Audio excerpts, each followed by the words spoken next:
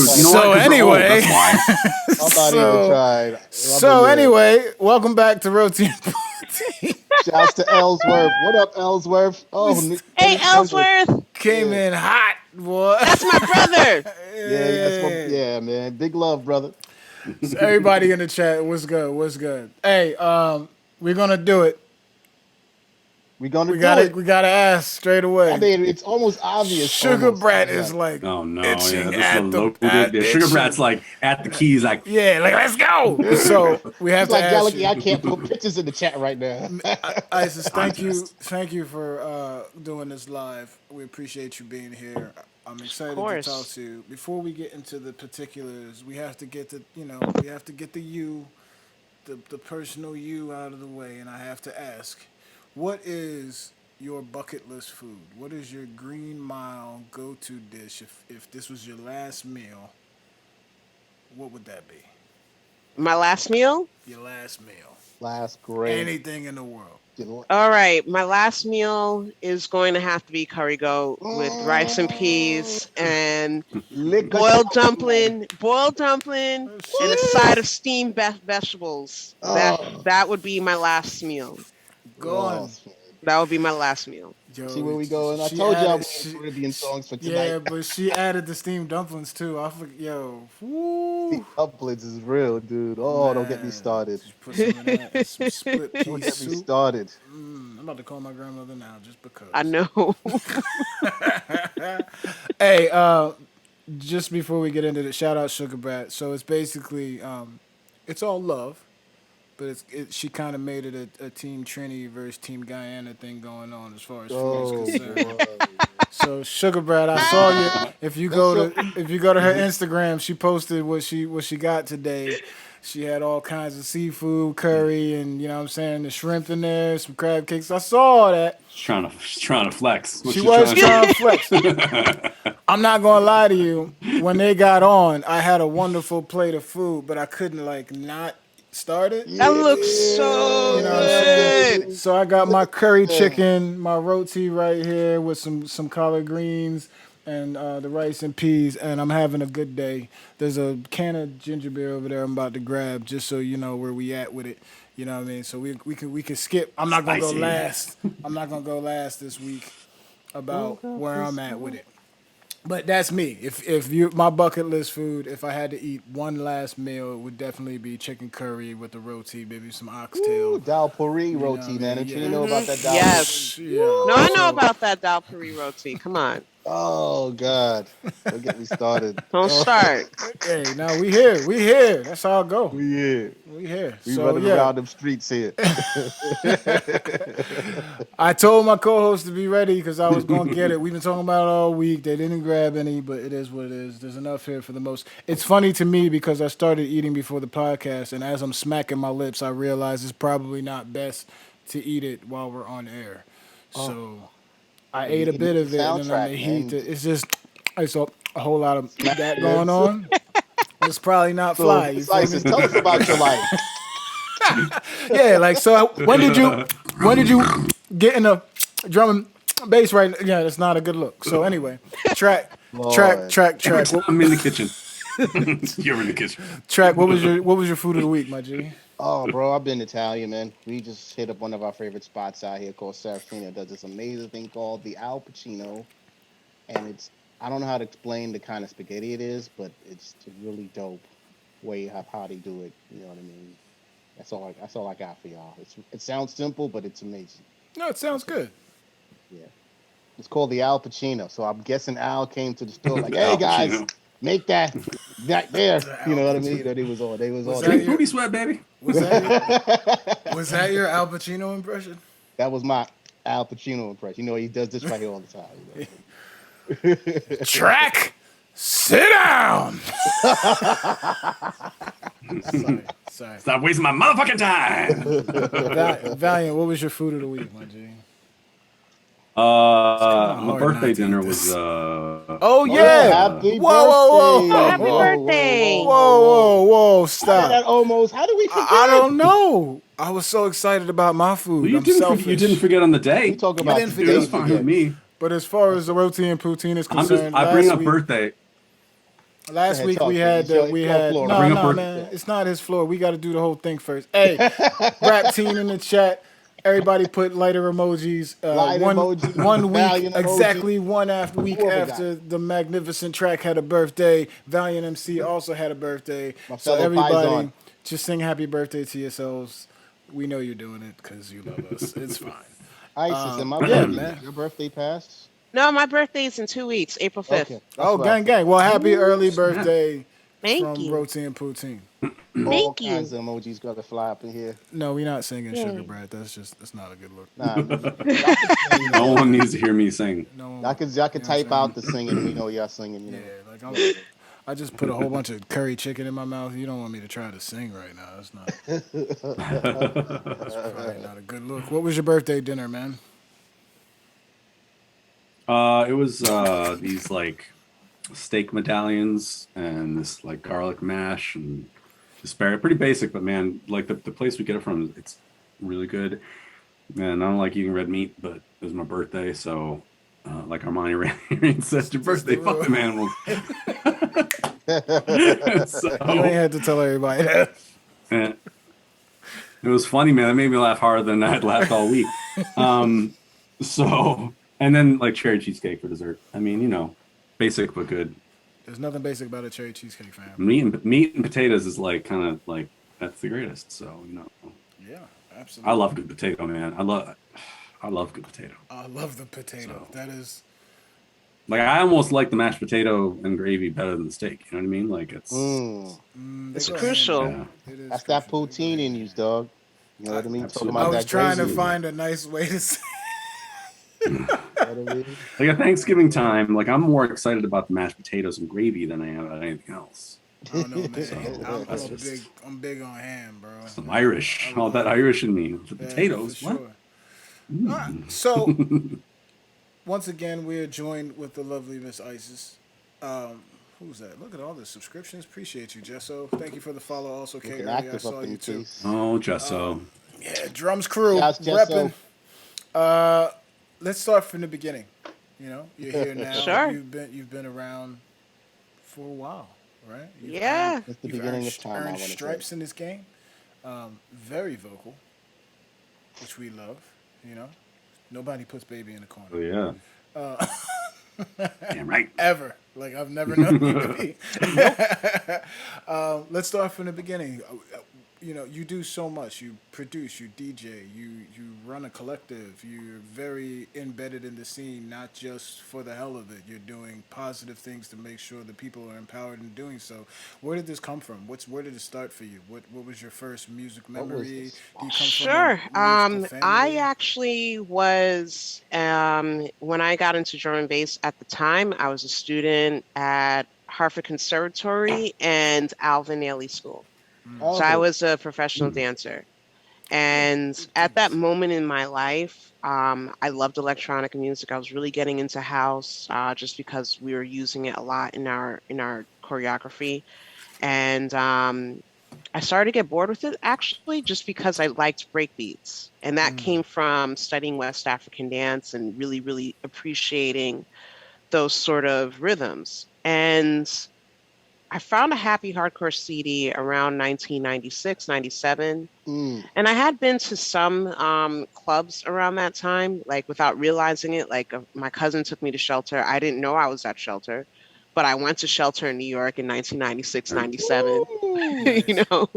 Um, and then I remember picking up this Happy Hardcore CD, and I didn't like Happy Hardcore because it was cheesy, but I liked the break beats. And I said to myself, there has to be a genre of music that just takes that break beats and that's the whole song. That's it. There has to be. And I found this one CD called Herbal Beats. And there was a tune by Goldie called Inner City Life. When I heard that tune, I said, I need to find whatever this CD is. This sounds exactly like what I was looking for. And when I found that CD, I played that thing 20 times that day, to the point, really loud in my room, to the point my mother came and said, you need to turn that off. please turn it off. Please turn it off. And I would, my friends would come and pick me up and I would put the CD in and they didn't understand. They were like, what is going on with you? Like, what is this? No one else Are got it you except for okay? me. No one else got it except for me at that point in time. So I felt like, I just found this crazy music that no one else around me appreciated. And, my cousin was in New York at that time. I was back and forth between New York and Connecticut. And I told her, I really like this style of music called drum and bass. She goes, there's a drum and bass weekly here. So she took me to Concrete Jungle. I think it was at Wetlands Sheesh. at that point in time. Oh my Oh Wow. yeah, God. Yeah. And that was where I met that night. I met Zizo. I met Zizo that night. Shout out I Zizo met, One. yeah, I met Nice. Messenger. I met Shout out Odie. Zizo. I met Odie and I met Odyssey and I met TC's on that night. And I think in the Oh, same Odyssey. club, I haven't heard that name in forever. yeah, in the same club, there was a hardcore show going on. And I'll never forget what made me love the drum and bass scene even more. Because I was a hardcore kid too. I love punk, I love metal, I love hardcore hip hop, I love So was everything, I. Mhm. Yes, And girl. a bunch of Nazis showed up. And all of a sudden, I hear there are Yeah. Nazis outside. And you just see a bunch of dudes just run from the hardcore room, run from the jungle room. They all go to beat up the Nazis and they all come back. And you find out that a bunch of the junglists were also sharps. So the scenes intersected. And I love that, And Oh, fast forward about a few years later, probably about 98, 99, a lot of my friends in the hardcore scene were going to jungle shows and raves, and the scenes really intersected at that time. It was a beautiful time. I And that bet. was when I was really starting to really get deep into it. I found that I really liked either Raga, I liked what LTJ and Reinforce were doing. So I loved, Tech Nine, Stretch, Aqua Sky, and all those people. But I really loved Prototype and Metalheads, and Mm. that would lead me on to where I'm at now. So 2001, I got injured. I was stupid. I didn't warm up before class, and I popped something and tore something else, and that sort of ended things for me at that level. Sorry to hear that. And came home and was kind of disappointed with the way life was going, and was going through a bad breakup as well. And my ex and I at that point in time talked about, being DJs and picking up, records and stuff. And he said, if you start DJing, all these guys are going to like you and you're going to leave me. So when we broke up, I went to the record store and brought 5 pieces of vinyl because I figured, okay, all these guys are going to like me now. And really, I didn't know what I was doing. I brought, turntables. It took me 3 months to really understand mixing, and I self-taught practiced. on the tables. Yeah, I practiced for 2 years. My friends saw Nice. my progress. Jeff Gill, who Shout ran True out Production. Guilty. Yes, Name, name. guilty. Jeff Gill, who ran True Productions and the Asylum in Springfield, he wanted to book me Shoo. right away. I said, Jeff, I am not ready yet. You gotta give me a moment. He said, all right, how about New Year's? I said, fine. So I was booked actually New Year's. And then JJ Blades, who ran the Muni, gave me my first gig at the Municipal Cafe. So I had 2 gigs in 2004. And then after my first show, somehow I landed a night in Hartford, Connecticut, and I called Oneself and Torrential, who were amazing DJs in the area, and I said, let's do this thing. And we started Threshold Sound. And we started at this place called the Warehouse at first, and they didn't like us. They kicked us out after the first show. But a pub down the street, Sully's, which was a pretty big spot for hip hop in Hartford and punk and everything else, they loved us. And they said, you guys can do it here. And we did our night there for 4 years before moving on to doing bigger shows and other things with crews and collectives. And that's pretty much what started it for me. I, you know, linked up with a lot of people through MySpace. I think I met you around that time, Valiant. Armani, I knew you from the Asylum and Yeah. going out and seeing you. Track, I met you through TC. TC and Rest in I peace. became close around 2010, and I joined Mm, Hipstep, and that was around when me and you really started to like to running around. connect. Yep. Um, And that was when I started playing New York all the time. I was playing in Florida. I was playing in DC. I was playing in Maine, all over the place. And I joined a lot of different crews, and gained the attention of a few people that were very key. One was Bill Kramer, who was part of Satellite Records, and he put me on as the drum and bass coordinator. And another person was Antidote out in the UK, and he said, your knowledge of drum and bass is ridiculous. And he's like, I listened to some of your mixes; they're good. How would you like a show on Jungle Train? And I Mm. said, all right. So in 2011, late 2011, I had my first show on Jungle Train, and then through there, I really started to meet other people. Dave and Indy, known as Mantra and Double O from Rupture, several other people, got the attention of them, and that started the UK connection, and me doing stuff out there. One of my first gigs out of the country was at Rupture in 2013. And that was a trip. What a night to make your UK debut, huh? Yeah, that was a I was trip. My gonna say. goodness. I That remember was the a Rupture, day trip. because I was so no shocked. I joke. was like, "Oh, she's out of here." I Yeah, remember seeing all the pictures, going, "Man, you." that was the trip. And, a lot of people, I started to become friends with Brocky at that time. So I believe he showed up, and some of the people in his group showed up too. And Sherelle and Josie, they showed up also because I Wow. met them in Connecticut. Out of all places, they You they met they were in Sherelle in Connecticut. Connecticut. I met Sherelle in Connecticut, and then I That's went to go crazy. see her play in New York one night, after that. And that was when she was starting to blow up as well. So, that year, 2013, was very crucial for me. And that was after I played Rupture. I was hanging out with Double O Mantra, and Double O said, you're talented, you know your shit, but you got to produce, mate. You got to produce. Oh, You got to produce. I said, I'm wow. kind of working on it, but I'm not really confident in my Yeah. tunes. And he said, don't worry about the chopping. Just make a tune with soul. When he said that, it really Mm. resonated with me because Mm. I was so focused on trying to sound like all these dudes that made these crazy jungle tunes, but I forgot, why don't you just make a tune with soul? So when I went home, I watched as many Ableton tutorials as I possibly could, Ableton. Okay. and I was using Light 7 at that point in time, and I made this one tune called Tool Absolve. I still play it. It's my little personal dub. Mm-hmm. But I put that out, and so many people are like, "You made this? This is your first tune?" I said, "Yeah," and everyone was just impressed. And from there, I just kept growing and learning. And I'm looking at now 20 releases after that moment in time. And I always thank Double O for kind of giving me the push, The right kind like, of push too. yeah, like he was always kind of a big brother. Him and TC Islam, TC was a tough dude.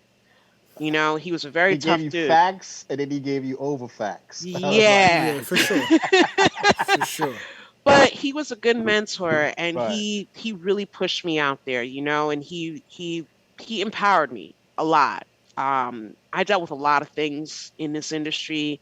Sometimes I feel like I'm misunderstood. People will automatically think something of me, and it's not who I am. Like, I'm a very sensitive person. I'm very outspoken on the Mm. internet, but you meet me in person, I'm probably going to be quiet. I'm not going to Mm. lie. I'm not going to lie unless I have a shot of whiskey or something. you The know, ultimate activator for that's sure. that's when the alter ego comes out. But I'm actually a very quiet person, and I'm very sensitive and very caring. If I may And note real quick, I've always think the first time I saw you play was in New York mhm. at uh, that thing that Ariel used to do in, or maybe it was before the Ariella nightly. But all I can say is that when I saw you getting ready to head to the decks, you always had this like beam.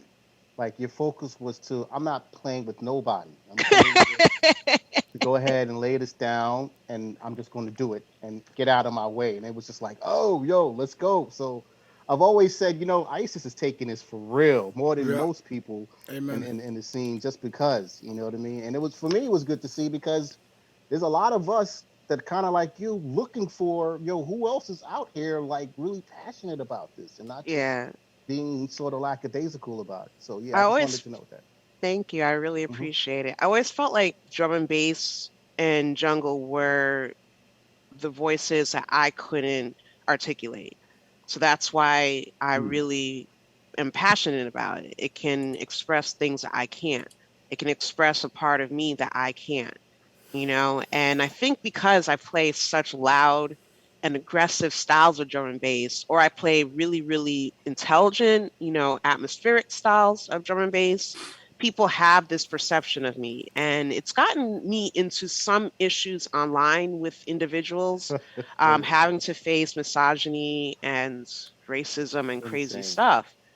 And people don't understand Hey, that. an outspoken black woman. People having problems with you online? What? Hey, You know, Zion, we gonna it, call it, you out That it, for never doing that. happens. it's wild, man. It's wild. It's wild. And really, I'm here for the music, you know, and I care. I care. And I just can't keep my mouth shut. I can't. And you I shouldn't. can't. And you Yeah. shouldn't. I mean, There's a lot of things there. Let's unpack a lot of this because I felt like you've said a lot of things in that history run real quick that are super important. And let's have a little fun with it at first. You left and you grabbed 5 records. Do you remember what 5 records they were? One was DJ Hype. It was an EP he did. I forgot the name of the EP, but it was on True Players. And the second one was DJ Zink's EP where Ska is on. Ska's on that one. And Buzz on Shout out Zink, by the way. Casino Royale is on that Yeah. one too. Absolutely. And then a Ganja. A lot of stuff I first got were DJ Hype stuff because I got it from Spiritual Emporium, which was JJ's record shop. It was the Ganja EP with the leaf on it. DJ Hype or DJ Yeah. Zink, I forgot. I'm sorry. No, And you good. I then think I know what you're talking about. Yeah. yeah, and then another one was Fracture Neptune's tune, Deadlands Okay. and Discharge on Dropping Signs. So those were the first few that I got. I still have the Deadlands and Discharge record. I was just curious because I was like, all right, well, she spun off. What were those records that finally moved? Yeah. You know what I mean? Like, that's good. Yeah, no, and it's crazy because looking back on that, the Fracture and Neptune one is probably the most influential on my sound Yeah. by far. Yeah. I, I was I can gonna see say, that. I can see that. That seems to be the Another- smoking gun. Yeah. Also, I wanted to say, like, what I noticed about the story, which is something just food for thought in a way, was how it was a sort of just so happened. So you were looking for that sound in a certain spot, and it came at a time it was just made. It was You know what I'm saying? Yeah. So it was like, oh, here it is. And lo and behold, Goldie doesn't know it, but he just created a whole new branch and a whole new span of things to happen. Man, Goldie was a threshold for how many people? God damn. He really was. You know Yeah. what's interesting about Goldie too? So in '96, I missed this one thing that this radio station did in this park. It was called Big Day Off. And the two guests for that show was Bjork and Goldie. Crazy. Yeah. Right. Bring that. That's when And they were I dating, just- I believe. Yeah, that was when they were dating. Bjork was on tour and she brought Goldie with him. Yeah. I heard about it from everyone. They were like, yeah, this Hey, dude, Goldie, who's playing this crazy music. I remember I was on tour with him once playing Bjork in my room, and he walked in. He was like, "Really?" I was like, "Come on, man." Hey, I wanted to ask you. You know, you said you were a hardcore guy. I was a hardcore kid too for years and stuff. So what were your bands? Who were your bands? I still love Killswitch Engage. I'm sorry. Killswitch Engage was one. Crisis is another. Candiria. I've heard them in Crisis or Earth Crisis? Crisis. New York Crisis. Okay. Yeah. Okay. Earth Crisis is cool too, but Crisis from New York. I also liked Static X a lot before Wayne Static passed away. And a couple of others, Blood for Blood. Oh, yeah. Yeah. Also, I Bad think, Brains. Of course, Bad Brains. Oh yeah, of course, Bad Brains. Am I the only one? Okay, I'm not the. I noticed there's a lot of people who are into hardcore and drum and bass. I find like guys from Blood. There's a guy from Bloodlet, the bass player, who's like a drum and bass DJ. Yeah. and stuff like that. And I encounter people all the time. Used to be in hardcore. Rockwell actually put out an EP called But Chain of Strength, and that was the name of a hardcore band. mhm. And so yeah, I just noticed that there's a lot of So crossover what's with the two. interesting about one of the guys that I produced with, Awake FM, is Hmm. actually Oh, Wake a FM. Yeah, all right. yeah, in upstate New York. He's actually a metal guitarist. Oh, okay. And he found drum and bass in the late 90s, early 2000s, also coming from the punk and metal scene as well. Hmm. So that's one person. And then the bassist in Crisis, who I became friends with on MySpace and we lost touch, Juanza, he fell in love with drum and bass because I started talking about it, and a bunch of his friends in LA introduced him to it as well, and he started DJing it. So, You know what? Another thing you stated that I wanted to speak on. I have to come back to this, and mhm. I don't feel like it's talked about enough because we talk about New York and how instrumental New York was to the drum and bass scene. You brought up TC Islam, Concrete Jungle, which was such a bloodline through this Direct Drive entire is another one. I yeah was Direct always at Drive, Direct. Rocktune, those Yeah. yeah, nights. we Yeah. talk Oh about the streets. We man. talk about Philly. We talk about DC a lot Yeah. on what that meant. I you touched on it. Yo, Connecticut was a very integral part to a lot of people. Yo, first of all, Jeff brought me to Connecticut a million times. Like Yeah.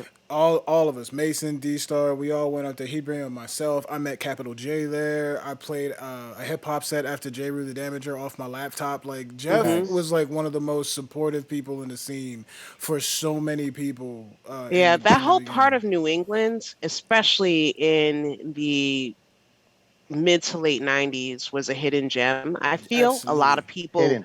yeah, you had to really be ahead to really know what was going on. Like Yeah, the asylum was the crazy. Asylum was absolutely bonkers, and the Yeah. Muni.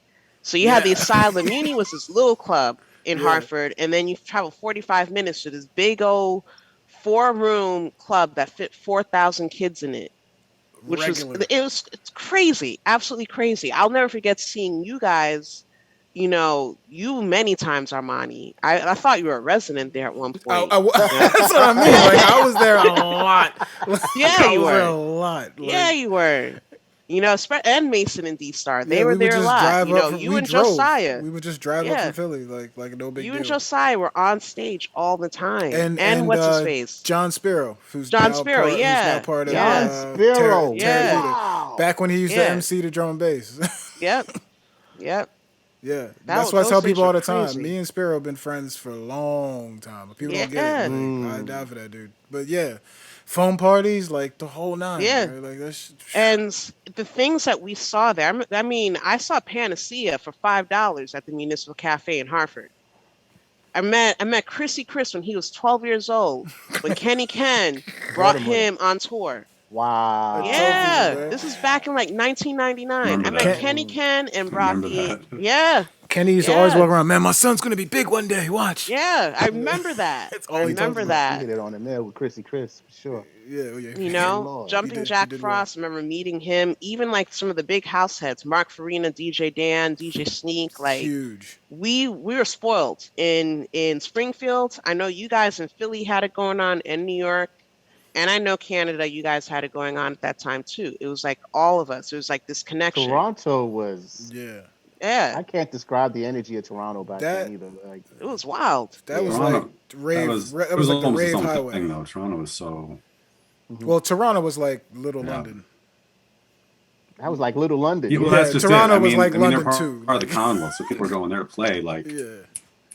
Like all those guys are playing in like '93 in Toronto. It's Mhm. like, and people hadn't even really heard of them in the States. And I'd see these flyers in Buffalo and be like, "Who the fuck is Kenny Ken?" Hey, You know what I man, mean? I Like, appreciate- didn't know until like I discovered jungle and drum and bass, and it was just like it was madness. I listened honestly. I it's funny you're bringing up TC. I was looking through the Prophecy archives.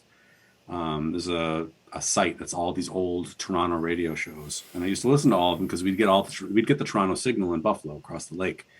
And there was one where TC Islam and Shabadi showed up in the last half hour of the Prophecy, and it's weird because it's the show that I host now, but this is back when they had MCs on a lot more. And of course, it's not during COVID, right? So you can mix on the air and stuff like that. We have to pre-record all our shows right now during COVID. And I was like, man, like the energy was bananas. So like, there's that legendary Shy FX Skibbity Fearless set from the Prophecy. Well, this is like up there with that intensity level for a half hour. And it is just bananas. Like TC and Shaba going back and forth is like insane. But even though Shaba was great, TC fucking like ran that the entire TC time they were there. Like TC, it was man. just ridiculous. Yeah, we've And got I was like, we've got some Gasm sets with him on it that are like hidden gems for sure. Hey, Metapattern, thank you for the 8-month subscription too. One of my favorite times seeing TC MC. It was a Rob G party in 1999 in Brooklyn, and TC hosted the Jungle Room, and his special guest was Sean P. This is the second time I ran into Sean P at raves, and and two other people. Mo Pope, I believe, from Boston was there because Mo was a raver. He used to go out, and yeah, I remember seeing a bunch of MCs up there just going back and forth with Sean P to drum and bass. It was dope. Yo, It was dope. Wow. Yo, people are so surprised at like how many, especially New York, like New York old school hip hop heads would love. We're like chilling because not to go too deep into like what New York was, but a lot of early drum and bass raves always included every style of music. Yeah. So you can walk into the Well, house. that was Connecticut too. You know what I mean? Right. But it used to be like one big groove under a roof, pretty much. And because of that, we're pretty much the capital of hip hop. TC is seen in it at the time as one of the the guys who pretty much is hip hop. Hipster. And then hip hop dudes would just what's going down. He would bring them with us, and we got. Thanks for the follow, DJ Sirius. We got to meet a lot of cats just on the chill side of things. You know what I mean? Just they wanted to come through and see what the hell was to talk about. Yeah, I mean, I remember we did a show in Australia, Craze and I, and it was the tour was me, Craze, the Executioners, and the Beatnuts, and obviously that sounds crazy anyway. Yeah, like it was like my first tour to Australia, and I walked into that shit, and I'm like, all right. But what tripped me out was like how much they love drum and bass, like to the point like we came back years later and played what was the party down? It wasn't Moonshine then. Down in Baltimore, the festival they used to throw. Ultra World? No. Starscape. Yeah. Beatnuts played Starscape one year. Yeah. And I was supposed to play after them with Dylan, and they went on stage and were like, "Yo, can you come out here with us?" And I was like, "What?" like, "Yo, man, this is your crowd." I'm like, "No, the hell it is not. You're the Beatnuts. Like, what are you like?" That's the juju. That sounds like a juju. It was. You know juju. what's interesting? You say juju. this, but you know what's interesting? Within because I know a lot of hip hop heads. I know a lot of hip hop MCs. When I bring up drum and bass, a lot of them know what I'm talking about, and you're usually the person that they'll bring up. Don't do that. That's not true. Yeah, I'm not lying. Because a lot of them went to raves back in the day, so they know, and a lot of them are like, yo, I used to look up to that dude. That dude was nasty. Woo! So we got to give up names behind the scenes. All right. Thank you for ladies and gentlemen. It's been a good night. End it right there and we straight. Yo. No, so good. Yeah, you're definitely we all tease because even with me as a New Yorker, I never got a chance to meet Imani Rain until a random moment, as I said before on the earlier podcast with you and Craze, destroying the roof off a building in DC in some like boxing ring. So you can imagine what the image was like in my head. As I'm with shouts to Action Jackson, I'm with him, and we're getting ready to do our show tomorrow. So we just there like, let me see what this is all about. And Craze is at God levels of scratching. Serato just came out. And all this. And then Imani gets a moment where it felt like he freestyled for at least a half an hour. I don't know how to explain it, but I looked over, it's like, so that's Imani. All right. You know what I mean? So Mizeyesis is here. Fucking hell. Yeah, so many things to unpack there. So where did we leave off? You've been going to Concrete Jungle. You were part of Hip Step. Proud member of Hip Step. I was part of Hip Step. I met Dyer. I met Dinko Shout out D. to So Dinko like D. Shout. I'm DJing at this rave in Waterbury, Connecticut, this bar. And TC calls me a messenger and Elijah Divine. He's like, yo, I'm bringing a guest with me. And Dinko D walks in the room. I flip out. First of all, I'm also a hip hop head. Yeah. So I grew up on Leaders of the New School. And when I saw Dinko D, I was like, what? And he likes drum and bass and he MC'd for me. So it was just like, and then my brother, Elijah Divine, and him just clicked and they started MCing together. And me and Messenger just going back and forth on the decks. And TC is just loving this. I have pictures up on somewhere. And, seeing that was one highlight for me. And Yeah. becoming friends with Dinko eventually, Yeah, shouts to Dinko, man. Yeah, Cool man. right there, yeah. Yeah, man. That's fam. Wow. That's Yeah, fam. So it's always been like the thing that we always talk about, how much hip hop has been involved within the drum and bass scene. So when you hear these artists who kind of, Redman has a record, Method Man has a record, a few other heads have like these little outside alternative rap or whatever they were calling them, but they all were sort of just like peeping in and just getting a little vibe and coming. Because a lot of the shows, I want to say, was through some of these raves. So I'm guessing that's one of the reasons why they kind of caught on to a lot of stuff. And then Ronnie Size happened. That's back when when they were like booking hip hop for raves. I remember there was a rave in Toronto where Eminem was the headliner.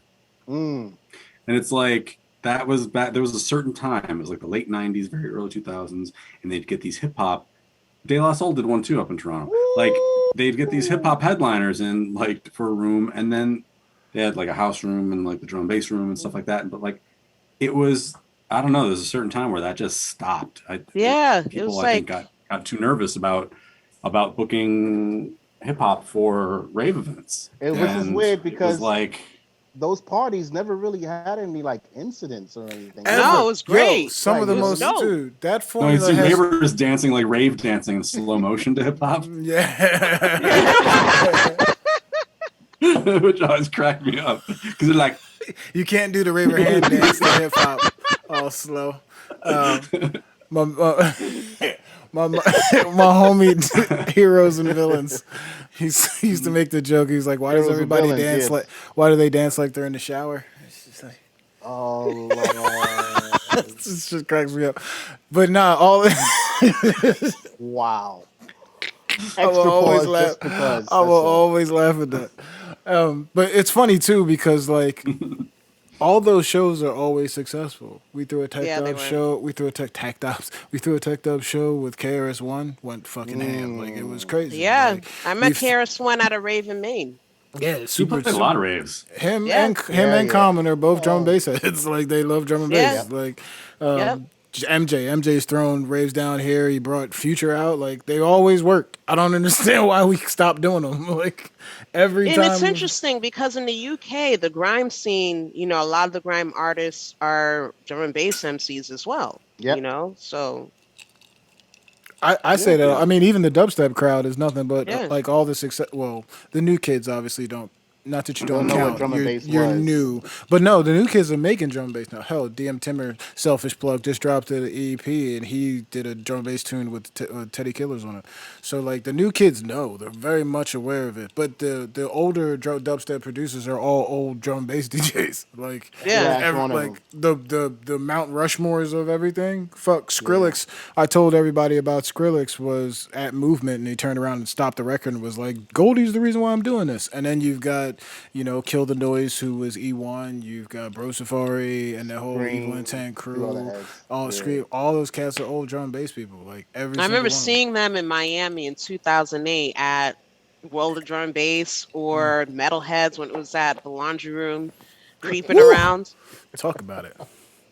I know those times. Laundry room. Oh, I'm hearing names catching chills right now, so I'm just don't pay me no mind. Laundry room was the most tiny little packed in perfect vibe spot ever. My god. Like laundry bar, that's what it was. Laundry bar, yep. Now it's called Black Sheep or something like that. Something like that. I don't know. I don't go down there anymore. I mean, I miss Miami, man. Since we kind of now.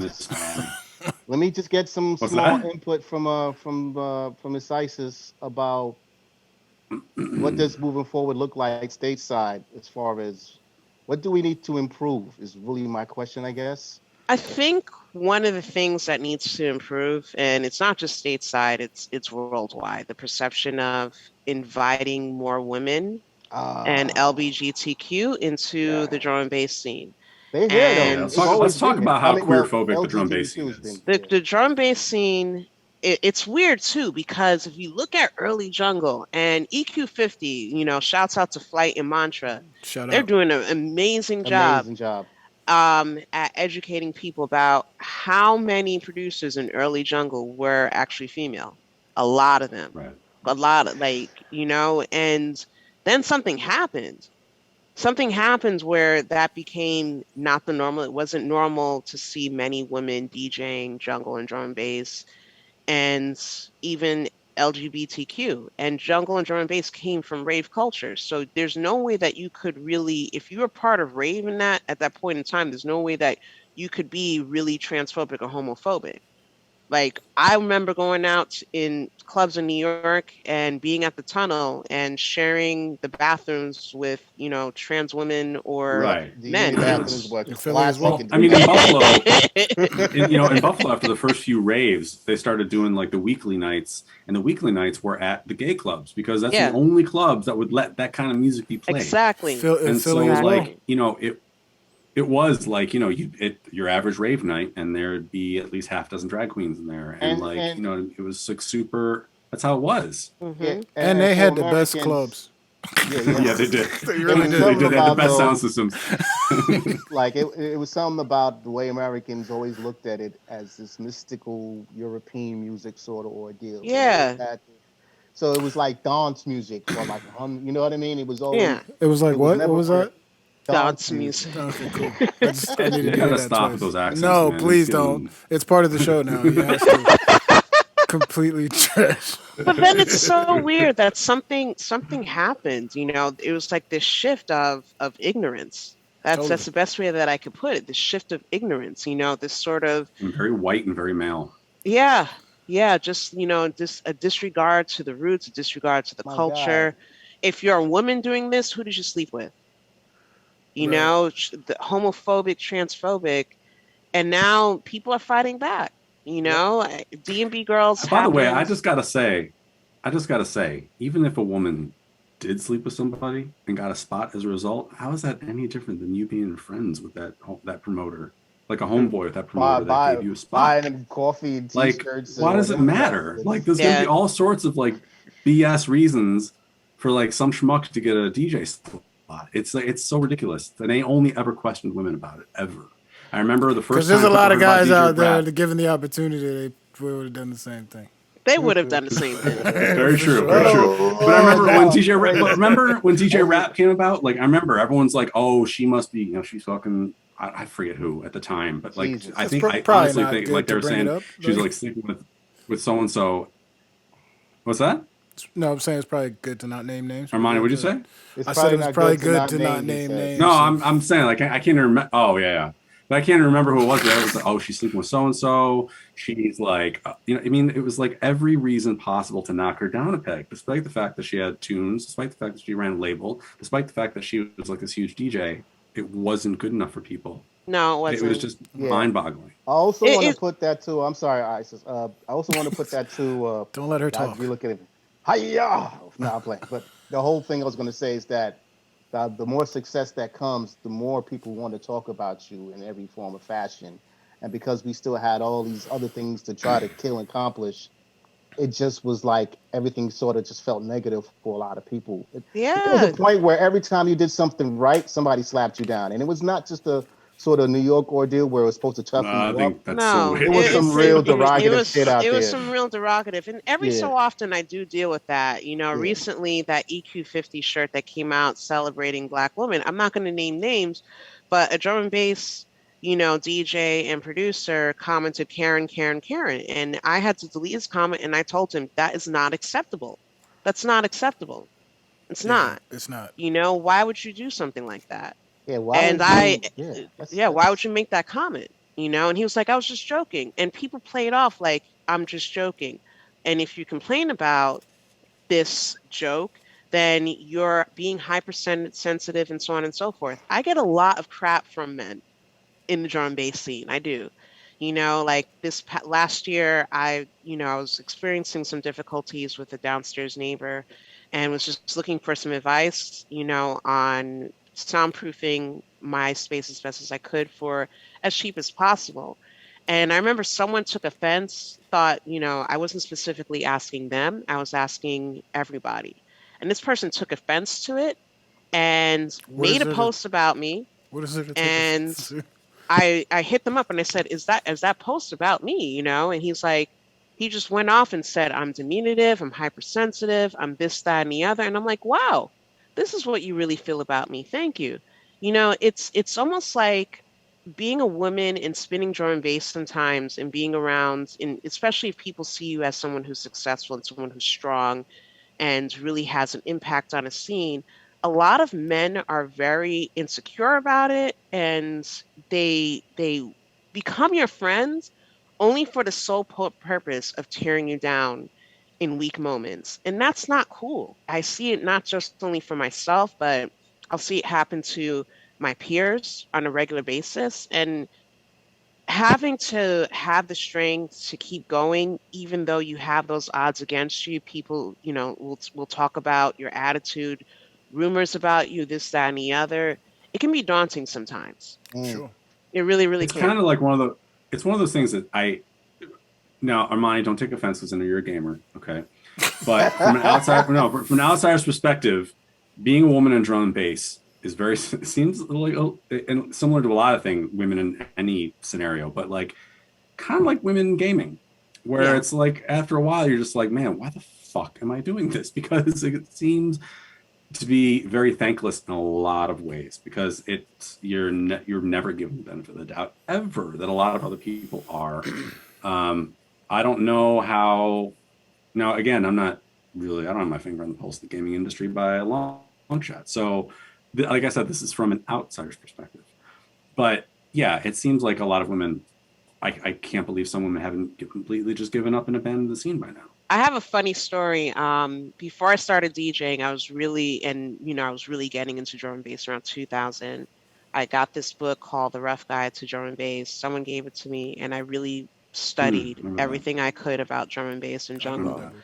And I went to this thing at the Muni and walked up to this tape stand and said, "Hey, you have any drum and bass?" And this one dude, he goes, "What do you know about drum and bass, huh?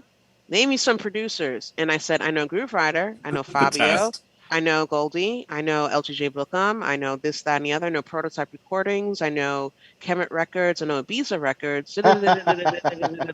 And he goes, "She said Groove Rider." I said, "So you're going to give me the tape or not?"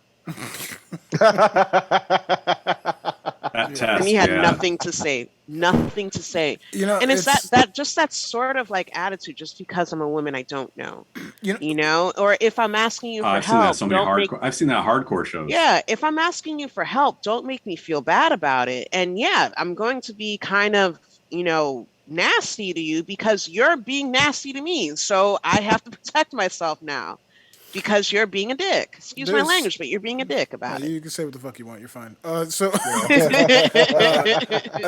Another thing. There's two points I'd like to point. One is the fact that there were a lot of times this scene was held back because people asked for help and we were too pompous to give it to them. Like that was a many year ordeal of us not with no influx of new talent or new patrons because we had our jungle. We are number one, and no one needs to come in and listen to us at all. Can we listen to this? No, go away. It was just like it never worked. But the other thing that came up, and this goes back to being a woman, being a black woman. On top of that, is you mentioned that when you first got in the scene, there were more people who were held up as producers, and I make that comment a lot on how when I first got into the scene, I loved it because of its inclusiveness. I was always the person who steered towards the rebellious side of music. The NWAs, the Eminems for being the white guy who came out of a trailer park talking about drugs and depression. I looked for the blues side of the anger. That's why I love Hmm. Goldie so much, because he was a man who made his demons work for him. You know, it was like that kind of acceptance. And sure, we had certain issues as a black man. Like the first time I experienced a racial incident inside of a rave, it freaked me the fuck out because I was like, "Wait, what?" like, I'm on ecstasy, man. Leave me alone. So it was just like I'm in the happiest place I could possibly be. What is this shit? So, but for that to it did suddenly switch, and I don't know when it turned, but it went from this really inclusive space to the exact opposite. Yeah, I was, And I'm going to say it was probably around 2008, 2007, 2008 when you had, the next wave, and you had a lot of kids coming in who are younger. A lot of them didn't grow up in the rave scene that we did in the 90s. They didn't have the plur ideology. They had more of the get hype, let's the money, let's rage, that sort of mentality. They came in to compete, and they didn't see art as a form of expression. They saw art as a commodity, art as a Mm. way to gain popularity, as a way to rise to the top. And everything became sort of a competition. So if you didn't fit that club, you were kicked out, and it was easy to disavow women and the LGBTQ community from really, breaking through. It was easy. It was easy to form these cliques and just bring their bros in and climb this imaginary ladder. And now we're in another wave where that is changing, because it doesn't make sense to go to a festival and all you see is a bunch of men when the scene is everything. It's everything. Lord, don't get me started. It's Don't get me everything. started. I mean, y'all know I've been talking about how like the front row look like Wu-Tang because all you see is dudes in there. It's like, yo, we need to have that balance back. Yeah, man. We need How it are you all. gonna play a sound like Liquid and expect, Yo, the he All dance plays floor some white to dope be, dudes. ass liquid, son. yeah, like you're yo, playing a this shit is sound like beautiful. Liquid. You're playing a sound like Liquid, which most of us know from a production standpoint, it was made, it was a beautiful form of music made for more women to dance to. At Real the end of the day, jazzy let's be aesthetic. Yep. Right. real, What did the MC always say when a Liquid tune came on?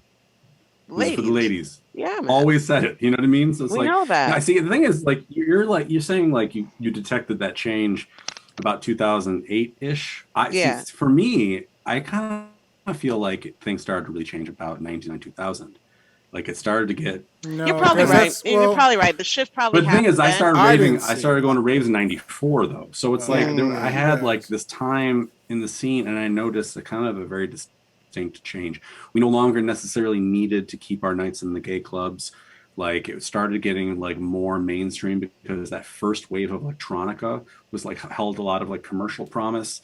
And like I don't know what happened, but like drum and bass itself got a lot more aggressive, Hmm. a See, lot less of like the I was a funkiness and stuff late like that. bloomer. I didn't get in till 2000. I didn't start seeing changes until later. So Well, right. So that's Mm. what I'm Yeah. saying. Like, so for in a lot of ways, this type of perspective is very subjective from like when for the time that sure. you came into it. So Yeah. if you came into it in the late '90s, the time that demarcation is going to be later for you. I came into it in this what counts technically as like the early to mid '90s.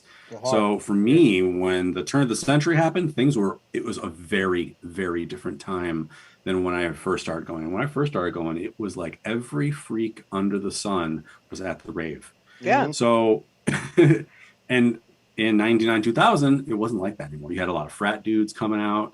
You had like a lot of sorority girls coming out. Like a lot of the fucking people from downtown and like the meat market clubs were going out to raves because that was the thing to do. It was different. And like you're on E and they figured you could try and like cop a feel on these girls who were dancing. Like that's what felt like it turned into. So I think probably the older generation that was like doing house music in the way early 90s, late 80s probably feels the same way Yeah. that I feel about you guys, that they felt about, No, like they feel that about me. they will definitely tell you that. My relatives will say that. I know I have a lot of relatives that went out in the late 80s and early 90s, and they will definitely say they stopped going out probably around 92, 93, when it Right. became a little ravey. Right. They will tell you that. Yeah. So, Oh, so basically, we're at a point now where the music scene has caught up with the rest of society. So Yeah. we're no longer the separate thing or the oasis that we all fantasized them being about. Now we're at a level where it's the same as society, and it brings the same tribulations that society brings And of I women. really dig it right now, a lot of people of color, a lot of, really awesome allies, a lot of female focused, femme focused collectives. Shouts out to EQ50, DnB Girls, which I'm US manager for.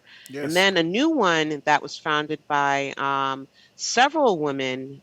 It's not drum and bass focused, even though there is a strong drum and bass you know, continuity to it. It's also house and techno. Siren Project, which was formed because of a lot of women Yeah. feeling very harassed by some male members in the scene and saying, hey, ugh. there's strength in numbers. And they're awesome. They're doing some really cool things. I'm actually doing a stream for them on Sunday. Some of the major players are Angela Dawn, Jen Moss, It's fire. Esme. I know she's a major player also, and a few others. And then in the UK, there's so many now. There wasn't about 5 years ago. Right. Now I can't even name half of them. I know there's House of Fifi. I know there's GTA. I know there's EQ50, and that's what I can name. But there's a lot more than that. Yeah. And there's Just Be also in Manchester. It's awesome, I, you know. if there's anything, I'm hesitating to say this, ladies and gentlemen, because I'm an old head. What? But if there's anything I'm going to give the new generation props for, they're getting a little. They're not getting a little. They are definitely leading the way on making equality a better thing. I feel Yeah, so much better about the upcoming generations and how they process things, how they accept each other. It show. I have kids, so like I see it, and I talk to a lot of younger dudes because I collaborate with a lot of these kids. Somebody who's coming up. Mm-hmm. Black Jesus is in there right now, like Sweet Tooth and all those cats. Like, Like and then Jesus. we watch producers like Morris Kismet. She's like what 14 maybe, or they are like 14. Excuse me, my apologies. They're like 14, very accepting, bringing these people in and holding up, saying, look how beautiful this is. You know what I mean? Like so, it's the whole everyone coming around. I do put a lot of that in the faith in the generation, and I don't know if that's maybe because people like yourself and we're starting to teach a little more. I think they're fed up with the bullshit as well. Um, we could take that even to a political nature. I talk to a lot of these kids, man. They're not Democratic or Republican. They just want to get shit right. You know what I yeah, mean? Like, yeah. so all of these things come into a head, man. It's a beautiful thing to watch, and you guys are putting a lot of work in behind the scenes to make sure that. Can you speak more about DnB Girls? Like, how did that Sure. come about? So, DnB Girls is actually from Canada. That was from Kilma and Jams. Kilma, Jams, Back when she was SWAT. that back when she was SWAT. B Traits was Yeah. also part of it. Was Donna Dada part of it? I think she was. And there's another DJ. So it was a Canadian crew, and they started about 2009, 2008, 2009. And Right. I remember hearing about it because it was one of the first things of its kind. Mm-hmm. In the United States, we had Sister. We had Sister NYC, and we had Sister in San Francisco, and they were starting to not do as much at that point in time. And DnB Girls came about because, in Canada, they wanted equality. They wanted to stop feeling like they were being bullied. And these are girls that I became friends with through MySpace, and it was really, really cool. And B Trade, she just blew up. She just went, She went through a lot you of know. shit too, though. She went through a lot. She She went went through through a a lot. lot, I know. like in the Yeah, beginning. because Dude, people didn't believe she wrote her own tunes. She was none of like, that. "You're too cute to be a DJ. You're Yeah. too cute to Why are write you tunes. around You're too SS cute so to know much? music." Yeah, and it's absolutely ridiculous. And her and another one, Alicia. Alicia was also in New York Oh scene, but wow. I know she's from Right. Canada. Yeah, yeah, yeah. Alicia is teaching at Yeah, Berkeley. Vancouver. Gang, Alicia is gang. teaching at Right. Berkeley. So that just shows where Alicia is at this point in time. Yeah, yeah, Yeah. yeah. So, I mean, these women knew what they were doing. And, Swat and I, we played at a festival in New York, Desiderata. Oh my goodness. That was an experience. And I remember she and I were on this stage and we started talking and I didn't realize she was watching me. I didn't realize her and Jams were watching what I was doing. Like that was when I was just like going all over the place DJing and, TC would recommend that I would be outspoken. He was like, "Do not hold anything back. You be that black queen. I know you are." I said, "All right, fine. I'm not going to keep my mouth shut online." I love how So it goes. I started talking a lot and putting out, mixes and all kinds of stuff. And I didn't, I was just being myself. And I guess a lot of people are inspired by it, men and women. And Kilma hit me up in 2012 and said, I'm looking to expand the group and I would like to bring you on as US manager. Sick. And I said, okay, sure. I'm about it. There needs to be a group with women. And I was going through my own personal issues within a few DJs in Connecticut not really being supportive of my progress as a DJ at that point in time. They felt betrayed by it. They felt that I was just getting booked because people wanted to sleep with me or what have you. Lord They of mercy. felt they didn't feel that I deserved the credit that I was getting at that point in time. So I felt that I needed to be around stronger women as well. And when that happens, they, brought forth Iris. I hadn't heard of Iris before that point in time. And so we watched Iris for a couple months and then we put out the invitation to her. And Karen is amazing. She's absolutely amazing. Iris from Mm. Quadrant and Iris, she's Yes, absolutely yes. amazing. She We had her on last she week. handles like our technology stuff. Her brain is like she's amazing. She's an amazing human being. And then I brought on TGR Bass from New York. Shout out. Yeah, so those two were the first, and the next edition was Lovelace from Matos and Lovelace. So those were my first Um, three not my told first some three love lace. ads. Yeah. Um, and what we do is Heavy names, by the we way, for those who aren't paying attention. Like, yeah, man, and then we brought on Miss Hayes and Miss Corrine, who were bitch pleased at that point in time. yeah. Athena down in Texas, and our newer additions are Divine MC, Neversoft, and Mhm. Firefly in Chicago. Oh wow.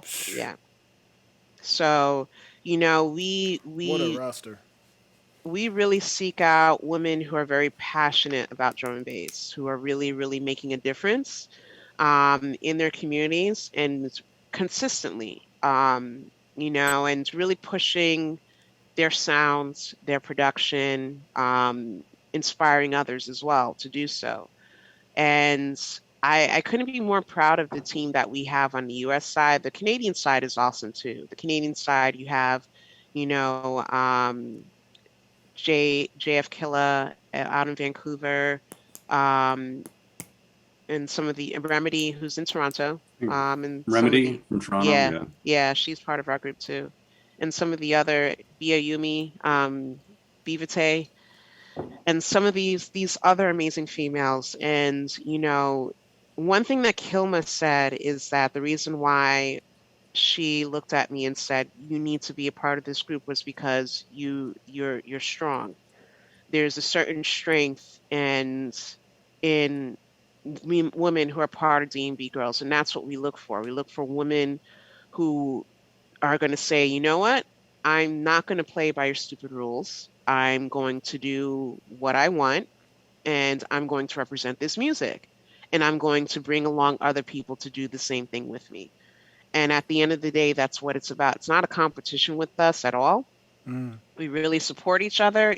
Sometimes I have my issues, especially when I really want to go off on someone for being, a racist or misogynist, like we have all kinds of threads in there, whether it's tech threads or we're talking about stuff like that, but it's all love. And that's what it should be about, I, you know, I've. It's funny when we talk to guys and they bring up guys' names and we always say like, here's his accomplishments, and we turn around and say, yeah, and on top of that, he's a really nice guy.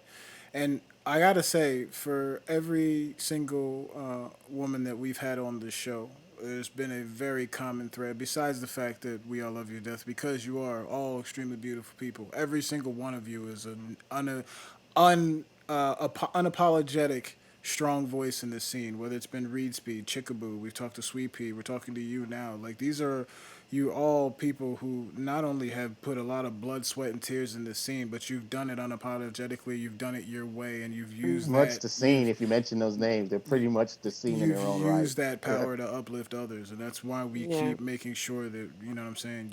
You guys are continuing to be heard. You don't need us. That's not what I'm trying to say in any shape, form, or fashion. Yeah, at times it can be hard, I mean, someone will look at me and say, "Oh, you've been doing this. I've been doing this nearly 20 years." And still sometimes like someone can catch you at the wrong moment in time and say the dumbest thing to you, and you have all this other life stuff going on, and you're like, why am I still doing this? Why am I dealing with these idiots? Like, why?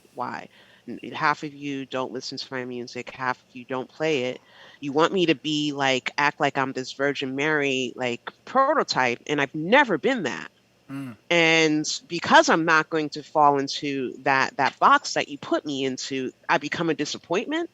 Right. What is wrong with you? And it's like, why sometimes you feel like, why do I have this attack from my peers? These people should be my peers. They should support me.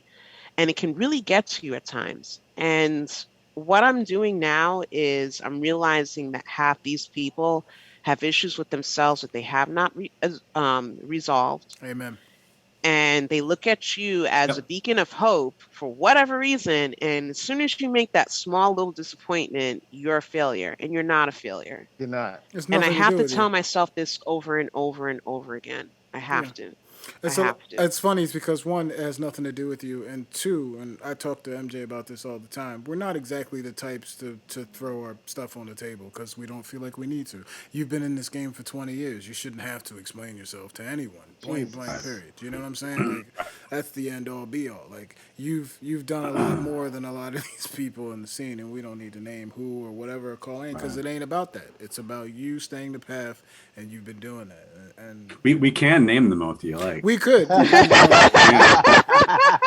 You know me. And that's the thing. That's the thing. Like, I tell some of these guys, I'm like, I really could, like, I do save screenshots. I could easily just make a whole post of all the things that half of you have done to me and said about me. And it's wrong. And I know I'll never get apologies from half these people. No. Most of them will say, not a direct apology. Never a direct apology. I'll get an indirect apology. I'll get love your music. Apology. It's something like that. Yeah. Oh, I'm happy you're doing so well. I just I want to apologize congratulate you for on my your success. actions, and I feel that I need to look inside of myself and make some changes. It's like,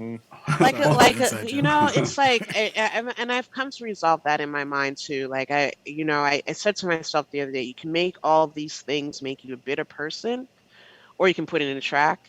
I'm putting it in the track, by the way, and move on. And I'm learning to move on. Like, racism sucks, misogyny sucks. It hurts. Big fact. It hurts. I live in a city where I've dealt with a lot of that, like a lot. Especially when I worked in food service for a hot minute. Don't ever do that in Boston. Don't ever work in the food industry here. Don't ever do that. Boston's such a nice, very reasonable. It's great. It's all these these kind of very seismic changes when it comes to the way we interact with each other on like racial and gender lines, et cetera, et cetera. And I'm I talk to Armani and Drac every day. What? And I tell them all the time, like, over the years, like, I'm always like the white guy in the room, right? So like, I have lots of experience putting my foot in my mouth, and It's like it's one of those things where like I'm actually like thankful in a lot of ways because I've thought about like how have I been insensitive or what have I said that's been like kind of fucking stupid or whatever. And I think I can remember all the times now too, and I'm just like, man, I'm kind of glad that like there's like a collective kind of checking going on because like I didn't realize I was being kind of an asshole. I didn't because I don't ever have to think about it. I'm glad things are changing right now because like I shudder to think like if you talked to me like 15 years ago, like what if I had said something stupid to somebody or treated somebody like the wrong way without ever even really thinking about Valiant it. used to be mad racist. Young B probably was like hard too, yo. Young B was like after Valiant the show, I hated. shaking no Oh hands. yeah, man. The story You know, I he's gotta told say us. though, like just- like V would kidding. see sometimes someone acting up on one of my Absolutely. posts back in the day, and Absolutely. he would PM me, yo, you need me to take care of this Oh. right now. Oh, You need me to take care of this, yo. You I should swear to see God, him just now. let me, please. I was like, all in please. mode. It's on MySpace. I was in Please. MySpace warrior. I was like, Yeah, he was like, please let me, please let me. Like seriously, a lot of these guys, like, that's one thing. People in the scene gotta chill, man. A lot of you out there need to man. chill. You don't know who knows who and who's watching who. You don't know. You gotta chill. Chill. Right. Go get if something someone is doing bothers you that much that you feel that you need to troll them, at that point, turn the computer off, go take a shower, go outside, That's go right. for a walk, go to the gym, go cook something, go do something constructive, go make a tune, something. Yeah.